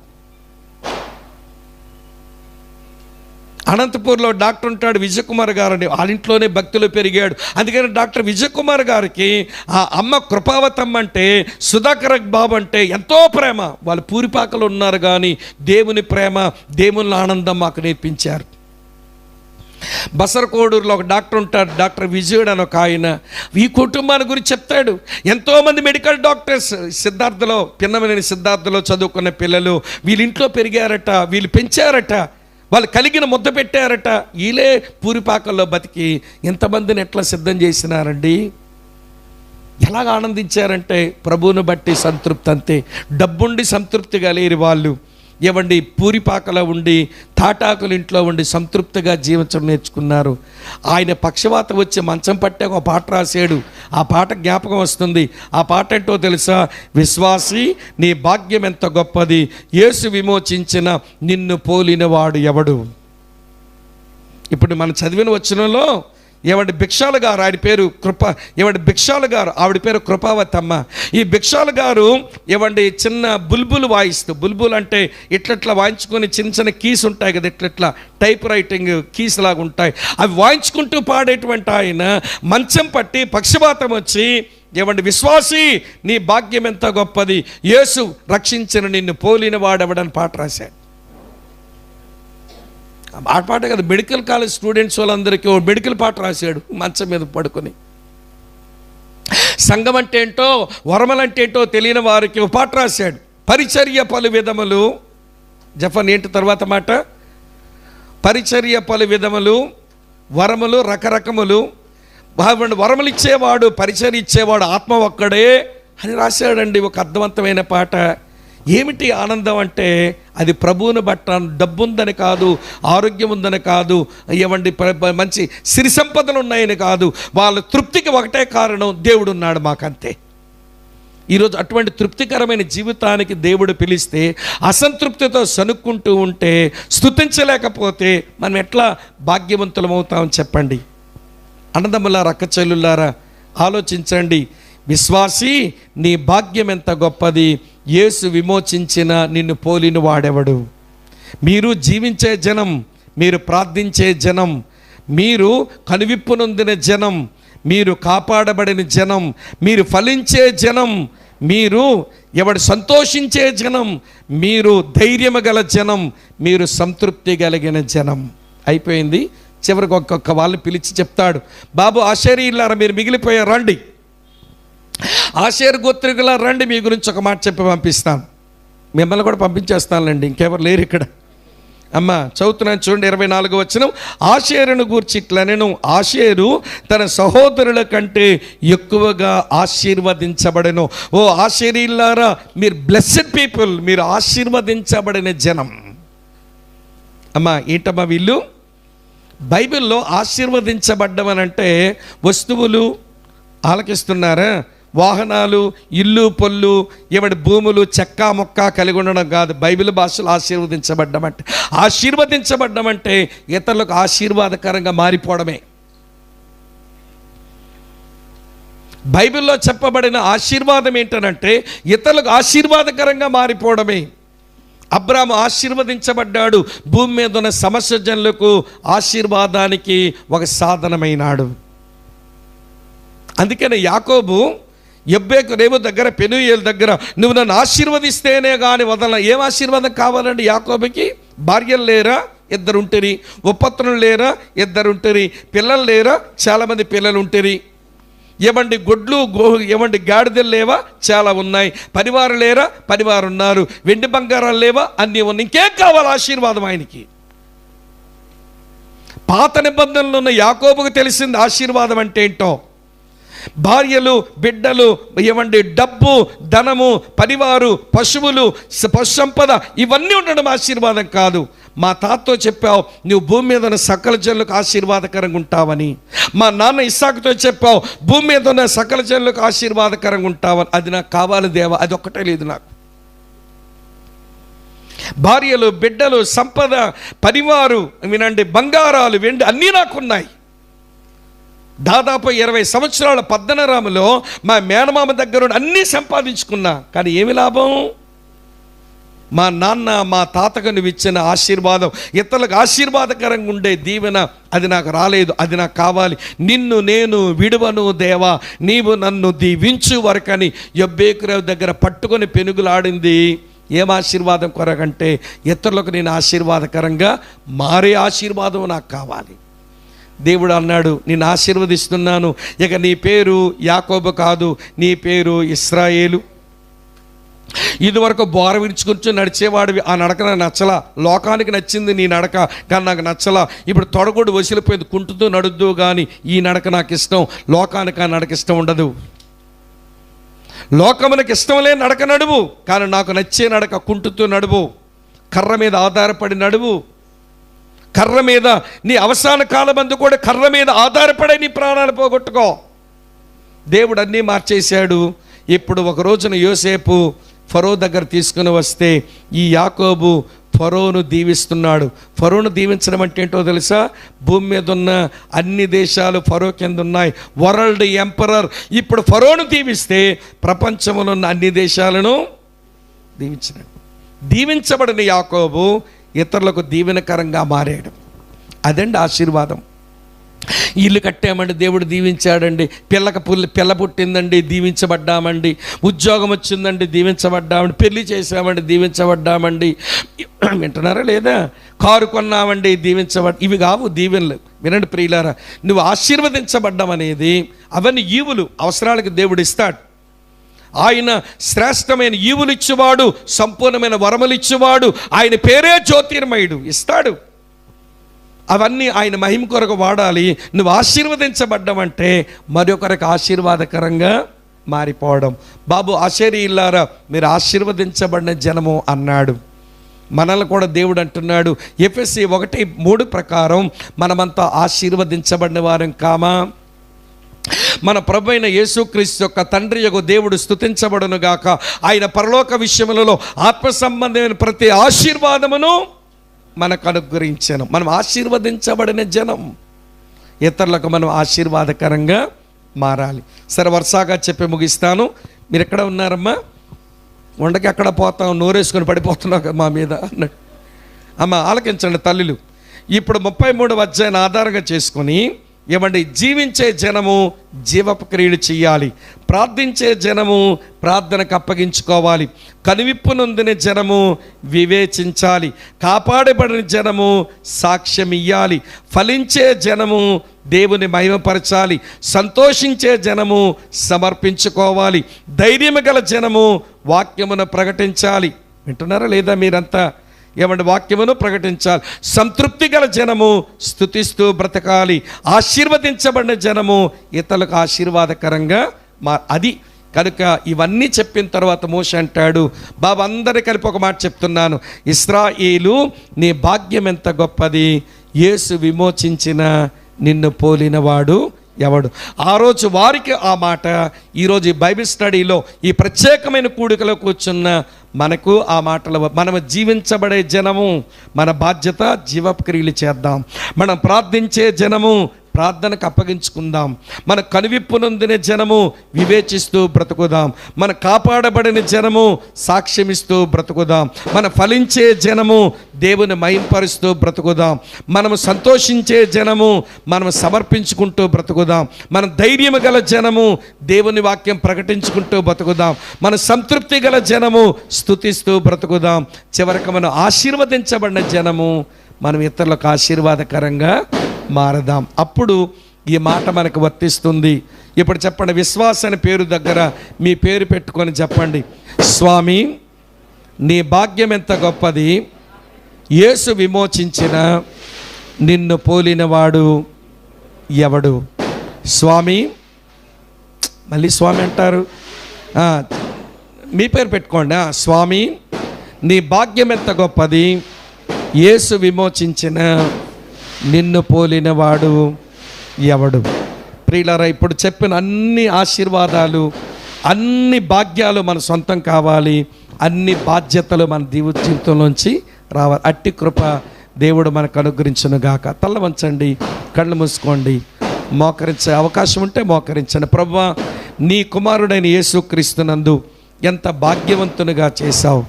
నా మీద ఎన్ని మంచి బాధ్యతలు ఉంచావు. చాలాసార్లు భాగ్యాలు అనుభవిస్తున్నాను కానీ బాధ్యతలు విస్మరిస్తున్నాను ప్రభువా. అందుకే బరితెగించిన విశ్వాసలాగా అయిపోయాను. నన్ను క్షమించండి. చాలాసార్లు బాధ్యతలే నా మీద ఉన్నాయని అనుకొని మీరు నాకు ఇచ్చిన భాగ్యాలు గమనించలేకపోతున్నాను నాయన. అందుకే బానిస బతుకుతున్నాను ప్రభువా. నన్ను క్షమించండి. నేను బానిసను కాకూడదు, నేను బరితెగించిన మనిషిని కాకూడదు. నీ కృప నాకు అనుగ్రహించండి అని భారంతో ఎవరికి వారమే ప్రార్థన చేసుకుందాం. పరిశుద్ధుడైన తండ్రి, ప్రేమ కలిగిన మా ప్రియమైన దేవ, మీకు కృతజ్ఞతలు చెల్లిస్తున్నాం. మోషే మరణించక వనుపు ఇశ్రాయేలీల అన్ని గోత్రాల వారికి ఇచ్చిన చివరి మాటలు మాతో కూడా మీరు పలికిన మాటలుగా తీసుకొని వారి యొక్క దీవెనలలో, వారికి ఇచ్చిన భాగ్యాలలో మా భాగ్యాలు కూడా ఉన్నాయి. వారు వహించవలసిన బాధ్యతలు మేము కూడా వహించవలసి ఉంది. నేర్పించండి, పరివర్తనలోనికి తీసుకురండి, మమ్మల్ని ప్రయోజకులుగా చేయండి. నిన్ను, నీ వాక్యాన్ని, పరిశుద్ధుల సావాసాన్ని, నీ మందిర సన్నిధిని, నీ తేజోమహిమ నిలిచే ఈ స్థలాన్ని ప్రేమించి వచ్చిన మా ప్రియులందరినీ పేరు పేరున దీవించుము, మేలుతో నింపండి. మహిమ కేవలం మీరు మాత్రమే పొందండి. విన్న ఈ తలంపులన్నీ పదే పదే ధ్యానం చేసుకుంటూ నీ బిడ్డలు నీలో ఆనందించడానికి, బాధ్యతలు నిర్వర్తించి వారు బహుగా నీలో సంతోషించడానికి కృపను గురించుము. మేలుతో నింపండి, మహిమ మీరే పొందండి. యేసుక్రీస్తు వారి ప్రశస్త నామంలోనే స్తోత్రాలు చెల్లించి ప్రార్థిస్తున్నాము తండ్రి. ఆమేన్.